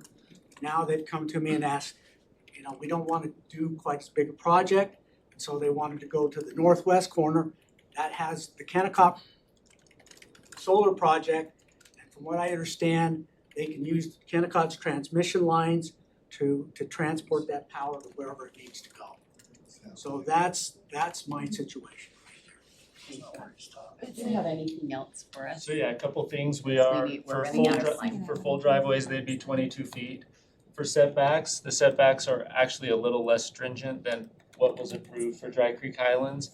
The only reason for the 7 and 3 is to provide the flexibility that if you, instead of you only having 5 feet on one side of your house, you have 7, which allows you, like the 3-foot side, you're not gonna really use, it creates the 10-foot buffer to the next house, but really the whole intent is that you don't have to, but you can have more flexibility with your home, and if you offset it a little bit, you can have more space for like a patio space and more usable space on your side yards. When you have these small single-family homes, it just gives us more flexibility to make a nicer kind of outside living space besides just your backyard.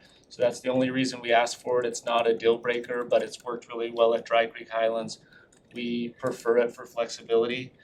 As far Can as you maybe send us either, I don't know if you have a drone that you could send us pictures of what you've got, or you can send us your addresses and we can go look at them? I'll send you guys all pictures tomorrow. Okay. Yeah, so we have some kind of examples, but just knowing that issue, I'll show some more examples and we'll get. Can I just ask before you wrap, one last question? One last question. Well, hopefully it's one last. I was just trying to make sure I understood what you were saying. So I was kind of hearing this and maybe I misunderstood it, but what I was understanding is that maybe, and I'm not saying Mike's gonna agree to this, but that if you do homes over here and then industrial over here, like there was some conversation about the trail is what I was hearing. Did I hear that wrong? I thought I heard you guys See where talking about that. Stokely's is? We I know where Stokely's is. West of I was Stokely's. understanding someone saying that with the trail, maybe I just misunderstood that. The trail is the southern one. Oh, I thought you were talking about this trail. No. Because I was thinking, well, Mike has this battery project, maybe it doesn't go all the way, but maybe it, maybe you split the. What we had split is it the there. south of the whatever Okay. wash or whatever it is down there, so. All right, And we then, need to wrap up. sorry, really quick, two seconds, and then density, you are correct. It would be, like, we're trying to like trick anyone, we're just trying to come up with a number that makes sense. And so we're totally good to put, like, the pink is a higher density, apartments, townhomes, high density, single family. The darker yellow would be like more of like a medium density townhomes, high density single family, a medium density single family, and then the light yellow is more that low density, like a traditional. Just this zone talks a lot about a place people can live and work, and you can't necessarily create that 100%, but like Eagle Mountain and their Facebook, everyone that's working there is coming from Orem, and so we don't want to create that. Like 12 people. What? Facebook employs like 12 people. Well, that area though, No, that area, everything is approved. It's like, seriously, it's under 50 people. but this is gonna have more than 50 people, but it's the same, they're in the same predicament, is there's not a place to live in Eagle Mountain to support the commercial industrial growth that's happening there. So, you know, you're gonna have more of that, like, and the code actually gives like high as 40 units to the acre, which we're imagining like, you know, that pink, the max would be more like 30, but as you spread that over apartments, townhomes, and high density single family, that's not a problem. And then, so we can create those max densities. It may be more of like a max allowable density than a specific unit count, because for example, the way this is built is you could actually end up with more than 60% high-tech manufacturing as a possibility. Yeah. And so, you know, the pods could shift and change in residential, and so we just wanna create some of that flexibility. But We would love that, but we have Yep, a you're time good. sensitive because the state tells us at 6:30 we will be meeting to certify our election, so. Those were the That things. is why I No, that have was to, very helpful. Yeah. but we would welcome you back for another Yes. work meeting if you wanted to come and have more of an open dialogue, if you have more questions. And there is a lot of information, and so, yeah, I think we'd like to come back and go through some of that, and this gives us direction to help work with staff to provide even more information. At 60% east of Stokely's to the wash northward is. Yes. Okay. That's all. Feel free to reach out to me. We would like to for move me personally, on. I know it must be us, but Yeah. I'm more interested, I would be Planning interested in a Commission call to and Bree. really. Yeah, I think we do some 2-on-2 meetings. Yeah, you take your risk. If it doesn't come back with what we like, and you go to planning commission and then we veto it, then Sure, yeah. it's certainly up to you, right? Where we go from here. Yeah. Okay. Yeah, but you're welcome you to for come your back time. for a work meeting, and our next chair will be Councilmember Bador, and I think he would be amenable to getting you in sooner. Yeah. Next sense. up, Denise, But transportation. just give us everything we need at the time, so that we're not doing it again. Thanks. Hey, thanks. Yes. 6700 West.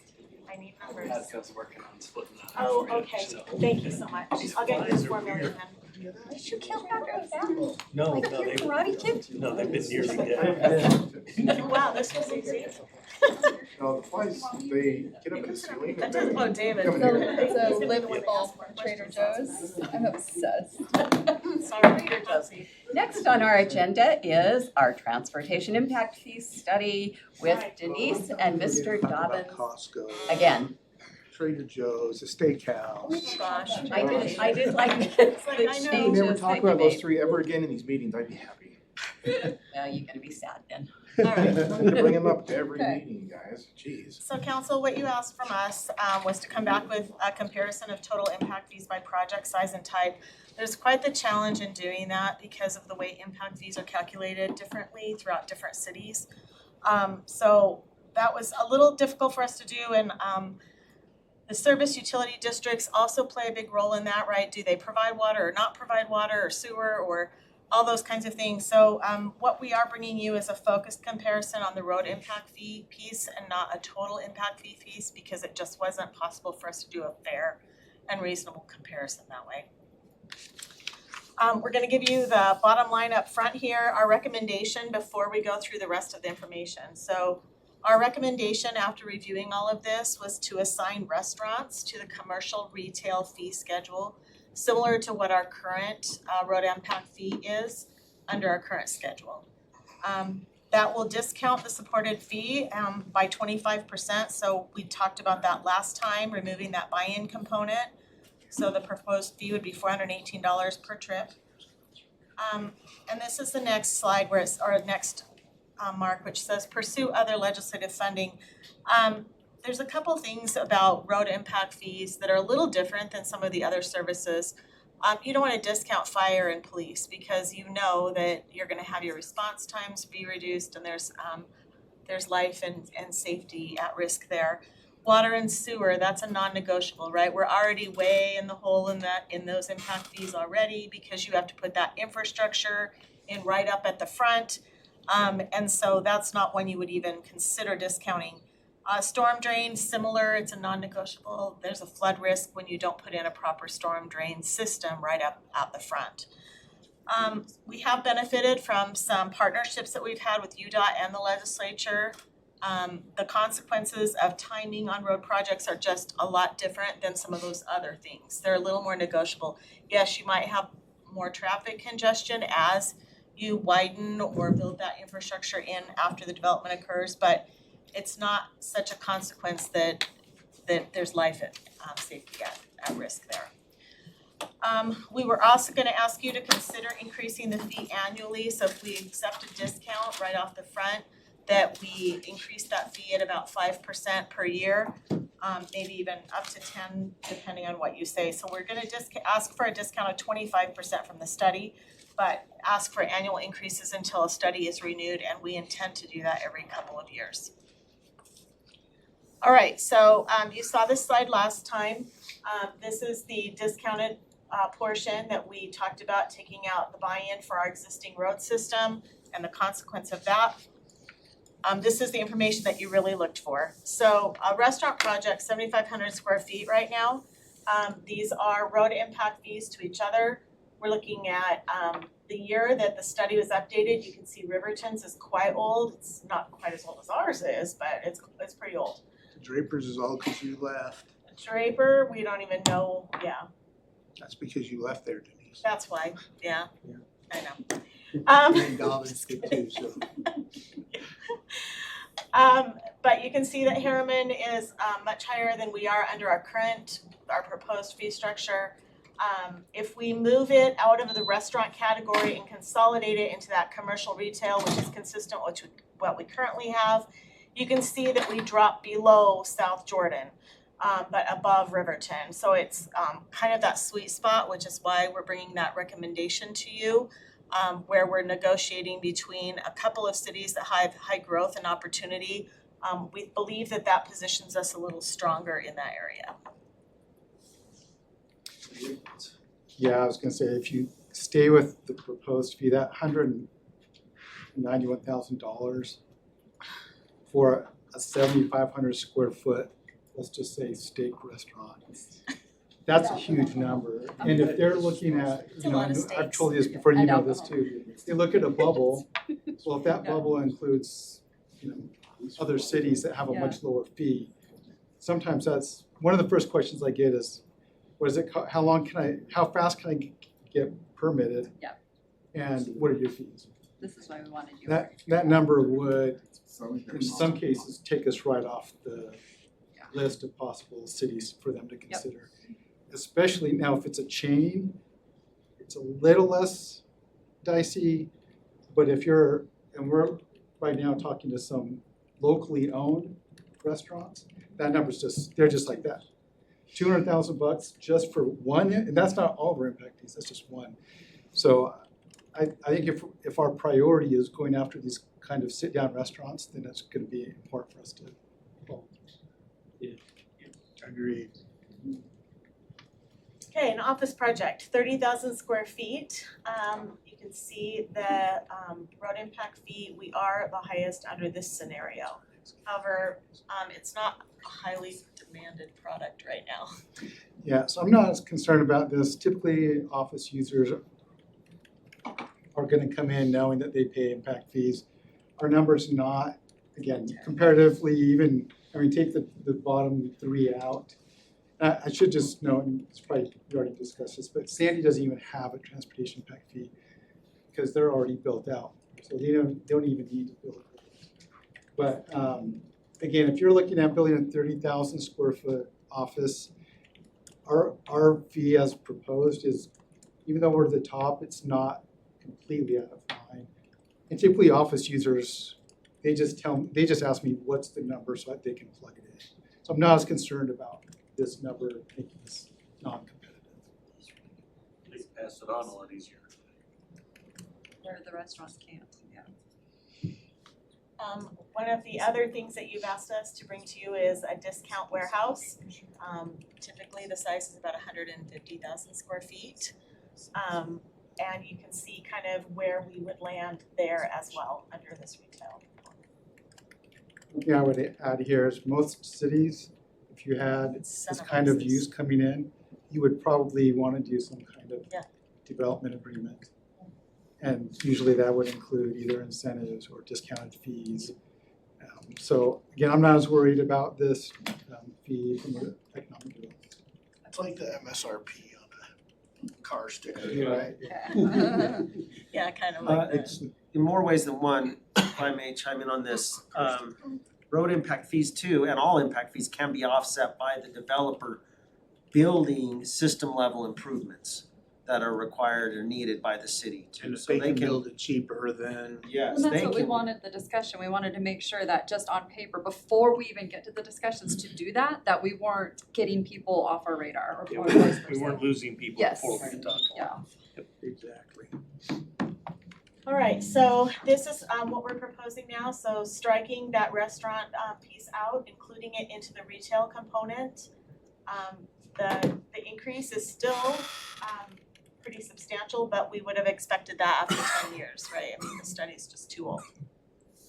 So we're asking for the support on that. Go back. So even with the commercial, the way it is and the price jump it is it still going to affect what's coming in, do you think? I don't think so. I think by dropping it down into that, or combining it in with the commercial Let category. me ask you this question. I'm just looking at, we dealt with a potential rezone here about an hour and a half ago.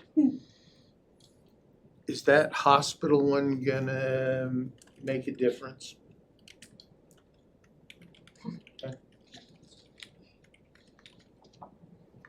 And I just should add, I asked that question. Okay. And they will keep.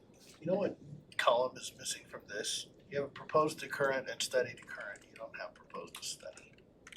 The study is on the third column, so the I know, proposed but- fee, the percentages. But the ratio, Oh, yeah, so I'm sitting here doing a lot of math in my head. and Sorry. it's like, okay, we're looking at a there's only so discount. much room on your slide. It's not my slide, it's your slide. I know, it's But the way I'm thinking of it is the study says, like on a hospital, we could charge $6,013. But we're proposing 4,500 as a 25% discount off of the, see, that's the number that I'm working out in my head is, the study says we can charge a lot more, we're proposing still a 232% increase. But then we're giving them a 25% discount off what we could study, so it's, from the 342%. it seems a little bit arbitrary, and I hate saying that word out loud in a public meeting because, lawyers hate it when we say arbitrary. But it seems a little bit arbitrary, like, okay, we're charging this, we could charge this, we're picking a number in the middle, but that number in the middle that we're picking, what's it It can be based on? arbitrary, and that's absolutely the case, right? Typically, a council will say, our priority is, therefore, we can accomplish that by doing this. The study is just the maximum fee that you're allowed to charge. But you can choose anything in between, just understanding the consequences of that choice. Right. Well, and as you mentioned, there's nothing that prevents us that if we get the right development in front of us, that we can do some sort of incentive, and we've done it in the past, of offsetting an impact fee for development. Highly desirable. As long as it's desirable, and I think that's where that comes into the council discretion about how much that particular enterprise is worth in the city. Well, and so many, I think David can attest this, those kinds of opportunities almost always contact his office right off the bat. They know that that's a highly desirable location and something that the cities want. And that's what these other cities do, even the ones that have high fees. Our neighbors to the south do a lot of agreements to get the developments that they want the way they want. That's just a rule that most developments have. Yeah, I just wonder why we don't just go to the study fee and just work on discounts. Our discounts look even better when you do that. I mean, having run a retail store for a little while, if you say your MSRP is $12,000 and you sell it for $6,000, you're giving them a half off, even though Everyone knows you don't pay But right? I think what we're trying to do is steer the developments to come in that we want to come in that. So to me, it's not totally arbitrary Right. because it's But those focused. development guys aren't gonna see the study number. They're gonna see the number we set, whatever that is. True. And so they're not gonna go, oh, you could have charged more and you're discounting it this much? They don't know that. They know that they've gotta pay $4,000 per square foot. Actually, the but study's they might not available come to in them at all. because if they wanna do their own traffic study and they need to compare it to that study so that they can prove that their trip generation is different than the study or their business is different I than would the think a study. good developer They is looking often open the And- study. And some will just pull the impact fee numbers off of our website. And if they don't call or if they just go, that number's too high, I would not want us to fall off the list without that conversation. Now, then we put out a press release saying, you know, West Jordan offers 75% off of this stuff. All right, we could put a big sign on it. Flashing It's a- neon. it's a- Just Black It's Friday. a flash over. sale. Black Friday sale for impact fees. That is actually crap. You're gonna paint the windows? Crazy in West Jordan. Come on down. All right, that's all that I had to present to you. That's what you asked information for. We need direction from you on how you would like to come back so we can start getting a fee adopted and then have that 90-day waiting period occur so those fees can go into effect. And then we'll just start the water impact fee study in the next month. I This is personally job liked security. what you brought back. Yes. I thought it steered us to where we wanna be, so. Do we feel good? Appreciate all the Two info, I others. appreciate the feedback, that, you know, hearing what you had to say about it was really important to us. So is anyone opposed to what's been presented? All right, council will thank you bring for it to you in our final form to your business meeting for decisions. Thank you. Thank you. December 16th. Thank you, Denise. Yeah, thank you. Did I beat my 20 minutes? I did. You did really well. Invite that developer back in here. We got some time. Well, you actually did it in 15, so. Yay. Nice job, Denise. The last item on the agenda is just mine. It's discussion on issuing a request for proposal for a housing and land use study. And maybe it's too late for this, but maybe not.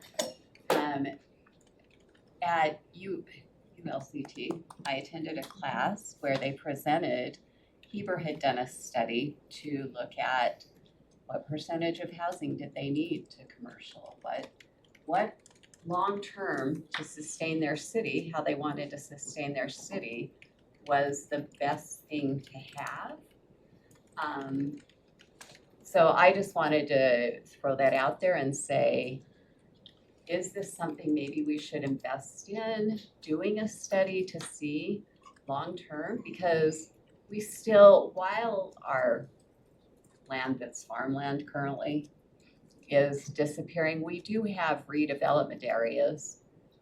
And for a long-term city to succeed, I think it's important for us to know some balance. What are the right ratios? And I personally don't know that. I did, hopefully I can pull them up really quick. Sometimes chairing the meeting doesn't allow you to pull up things that you'd like to.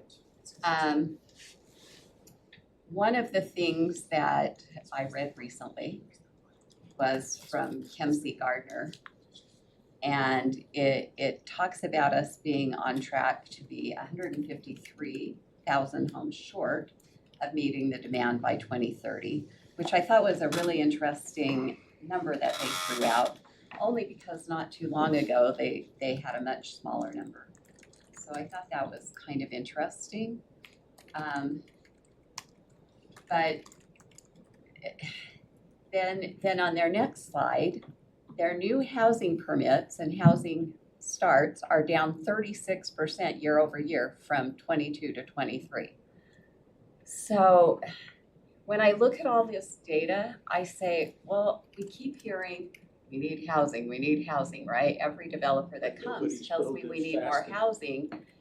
And I agree, we probably do need housing, but we are not going to control the price or how quickly they build that housing. And quite frankly, I think supply and demand is somewhat controlling this because they're building what makes them the most money, which if I were a builder, that's exactly what I would do also. But for long-term for our city, I think we need to know what is the best outcome. And I did talk to Mr. Langford and he had some great things. I don't know if you you'd like to add anything, or if Councilmember Green wants to add anything. See, when you talked to me about this at ULCT, that's when I thought it was a really good idea, because what we did, if you think about this, is we updated the general plan 2.5, 3 years ago, right? Right. And it should be updated now to bring it current. And I think that's a perfect piece to talk about the general plan, so that we can say it, because Scott, you remember going back to the old, the balanced housing ordinance way back 11 years ago, 12 years ago, when that first came out. The general plan called for, what was it, an 83-17 mix of single-family housing and multifamily. And the balanced housing ordinance went 73-27, if I remember right, or something in that neighborhood. You're right, they didn't line up. And they didn't line up. But then when you looked at the balanced housing ordinance and when are we gonna get out of the balanced housing ordinance, it was like out 35 years from now, because we were so far out of whack. The question is, given the environment that we have done, the first question I would ask is, and back then we were 66-34, if I remember right, or someplace in that neighborhood of single family to multifamily. The question that I'd want to know, even for the general plan and for future planning, is where are we at and what do we want? You know, we've kind of held over those percentages from the old general plan, the balanced housing ordinance. Some of it's in code with the PC zone and the 17% mix and some of those kind of things. And so I agree with you, Councilmember Whitelock.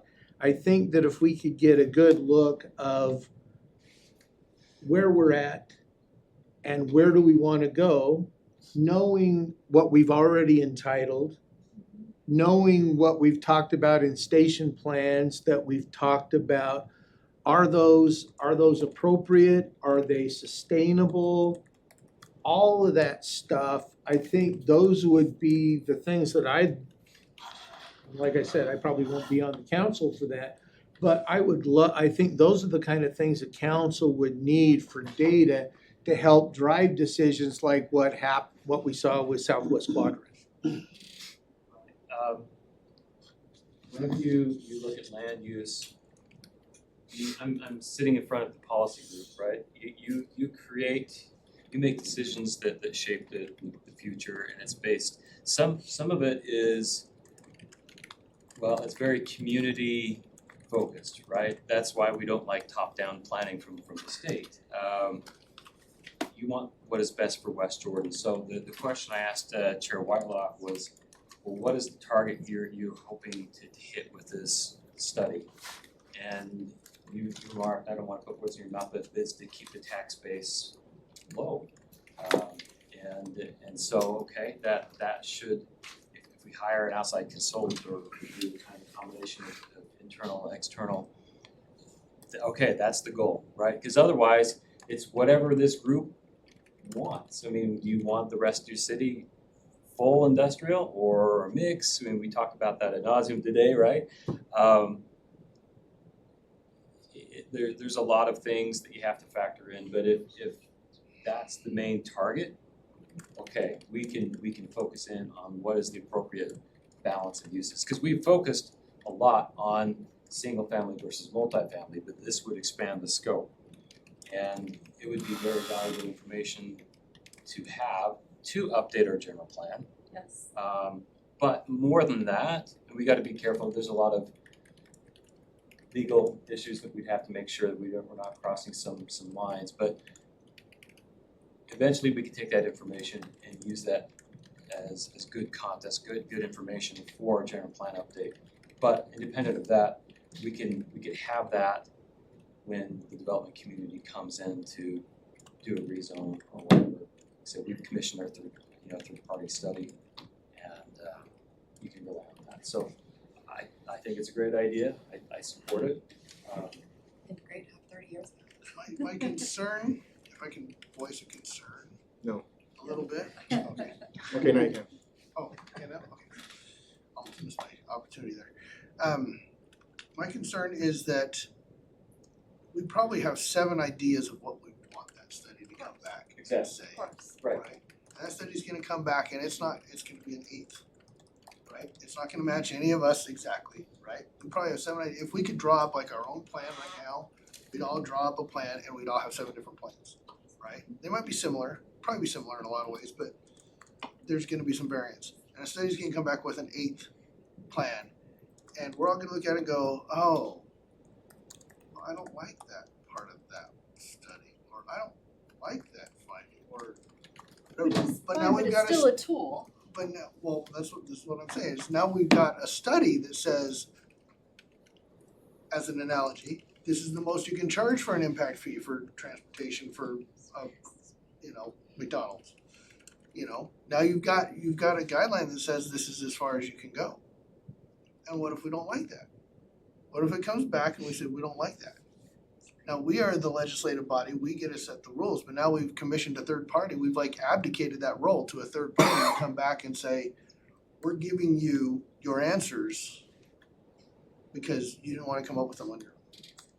I don't think but it's this is any part of different coming than it the up. study This we is- just had on transportation. It's the same thing. Right, They but that presented the eliminated- neighbors and numbers, and then we said, we're comfortable with this, we're not comfortable with that. Right, but we couldn't go beyond that study. Denise said. Well, we but this, gotta this, go on. this financial, isn't, so this that's a isn't a little legally binding study. This is an And information. it's I think what it would provide us is a It's gonna data-driven, an outside look with some data-driven information. That right now, all we're doing is just guessing at, water usage, we're guessing at, We don't guess at water usage. We have experts that yeah, tell us. what but we're water but a lot of times we're guessing, but this would Well, that data we provide, got, it's and just it may only be that it provides us baseline data. But It's baseline data baseline, we don't have now. but baseline data that we don't have right now. So it's, I'm just saying, if you're gonna want, what's beautiful about the system we have right now is that it's flexible. We put a general plan in place, a developer comes in and says, your general plan's great, however, I wanna change this part, we debate it, we talk about it, we go, okay, yeah, you can change that part. It's Why not would this gonna be not any take away the different? flexibility, it's just gonna give us more information. I don't into the know if things- that's true though, I don't, It's up to you to make it not flexible or not. We're just given the info and it's up to us to go by that info or do our own thing, but we have the info. Okay, if we'd wanted to raise our transportation impact fee higher than what the study said today, could we do that? Yeah. Could we do that? We no, could. not under state statute. That one's governed by state law. Not by the impact guidelines of the fees. state, yeah. But it has the same kind of practical This effect. isn't bound by the I see it state. having the same practical effect. But we're not constrained by statute with this. This is only a study for us to get the data, current data and some projected data. I'm just saying we'd have to be very careful how it's, We're only constrained by how who it's sits here at this phrased table. and how it gets, So how it I would like to hear from the 3 we haven't heard from. So, because we have that 6:30 and you need to have time for dinner and it's almost 5 after. What is this gonna cost? Well, there's Depends on a our range. What, I'm trying to get a ballpark, what does a study cost, 100,000, 50,000? 50 to 150, I think is what was in your Cause I packet. sat through a budget process just 2 months ago about pennies. This is one-time money out of our, But still, we sit at this table and we talk about, we can't spend this, we can't spend that, now, oh, let's just do this. So I'm just saying, do we really need this study, or does it just sound like it's a cool thing to do because we saw it at a meeting? I think it's data to give us to drive. But can we get that data without having to pay $100,000? We haven't had this data in our history of our city He's and got we've the been playing data. catch up. They've got the data in We've the been city. playing, They've got housing data, they've got land data, they've got information that can tell us, how much water there is. They've got information on the sewer. So do we need to pay an outside company $100,000 to tell us what data we've already got? Or do you just want them to compile it and give them $100,000? Maybe that's what I'd like to see. It's not, I think, more for us, it's, do you think we need, that we don't have enough Like if we data? give it to them, what are they gonna do with it? Cause that's the thing. And then on here, not really concerned, but just, there's 3 different tiers of what we can do. And so which tier are we recommending? Because it's not 50 to 250,000, it's 50 to 100,000 or 100 to 175,000, or it's 175,000 to 250,000. That's 3 different ranges. It's not one range of low to high. That's what we need. So there's things that need to be worked on. But I want to know is, does our city need that information? Because that city staff is what can give us the same feedback. What I would like to do, if the council's okay with it, I'd like to sit down, and I haven't discussed this with Mr. Dobbins. I would love to chat to see what sort of data he has. I've got a lot of existing data, right? Our general plan is full of data, but that's existing. We need to look to the future and look at if we have the right information that will give us clarity on what would keep the tax base low. So that's okay. I'd hate to punt this chair, but I would like to sit down with it. That's the whole purpose of just bringing this up for a Yeah. short conversation, is to see if there's an appetite to have you do more. Councilmember Shelton, we have Right on the fence. Okay. It's Right because, there. well, that was the thing I needed to know was, does the city need more information? If the city needs more information, then I'm like, yeah, let's give them the information they need. But if it's, do we need more information? I would rather get it from the people who are dealing with it all the time. We're already paying $100,000. Yeah, who are already paying money. But if they're already busy, they can't Okay, take the Miss- time to do it either. Mr. Lee, I was listening to the Jones Ranch, Southwest Quadrant, it's not Jones Ranch, Southwest Quadrant discussion. We're talking about 50-50, 60-40 split, how much industrial, how much housing. We're guessing. We were making some big assumptions, I think hundreds of millions of dollars in future financial impact assumptions there. One of our assumptions is we want more industrial because we think it's better for our tax base. We think it's good, it's taxed at a full 100% rate, generates generally low city services, lower calls for police, fire. But when a big industrial user takes up 100 acres, does that generate more tax revenue to the city than if that 100 acres was applied to a mixed use project or a combination of single family homes and medium to high density homes? We're making assumptions, we don't know.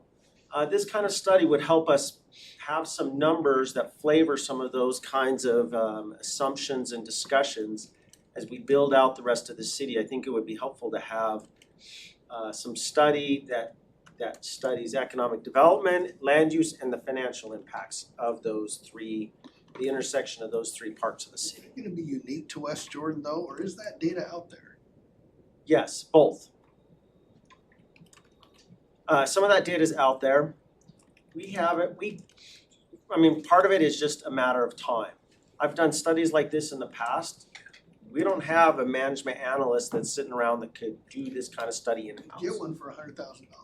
For 1 year you could, not for. Contract. How long is the study gonna take? No, what I'm saying is, sometimes we hire these studies out just because we don't have the internal bandwidth to do it. And we Not that we don't have the internal capacity, just the time And hiring the contract for a short-term thing is better than hiring a long-term employee. different pots of money. due to time restraints, I just want to know if I have 4 people that are willing to let Scott explore and bring back some thought. Next one, come back with some prices and stuff. I'm good with that. Yeah, what I was gonna say was I would like to see an RFP go out to let people respond back with the ideas of what the study should be. Right. And then we can evaluate those. I don't want an RFP to go out and then somebody come back and say, here's the study we think you should do. I wanna see what the options are, right? What are the different studies and what is their binding authority and what is not their binding authority, and what's their what's the word, persuasive versus You know, And which tier it falls into. you know, If all we have that kind more, of stuff, I wanna see the, yeah. can you give them more later? Because I have one more question I have to ask. You all filled out the museum thing, I believe. Thank you. The question I have that I don't feel the survey covered was, for our $6,000, do people want them to, do we want the staff to prepare something like the arts community has, that they have to present their financials on a form that they fill out? Do you want that or do you not want that? Yes. And you approve the format of the form that they're filling out, so it's your Yeah. form they're filling out on financials. Right. Yes. I'm okay with that. One, Probably use the two, arts is three. I'm okay with, but I think in all honesty, they can easily put the 6,000 in whatever they want. But at least it gives them a step of something they have to do and makes it more efficient, so I'm I okay think with it, that. I think it fulfills our fiduciary responsibility Okay. Which is a big one. by having them do it. They can do what they want. Yeah, you got your. All right, thank you. Any other questions on the museum? I don't think so. Did you have, Huh? did you have support on it? Yeah, Yeah. yeah. Do you have the number? Well, there was Kelvin, Kent, myself, Pamela, and Bob. Okay, this is adjourned. We'll meet back in chambers at 6:30 for Board of Canvassers. We'll make a place on the dais for Dirk. Yep. He'll sit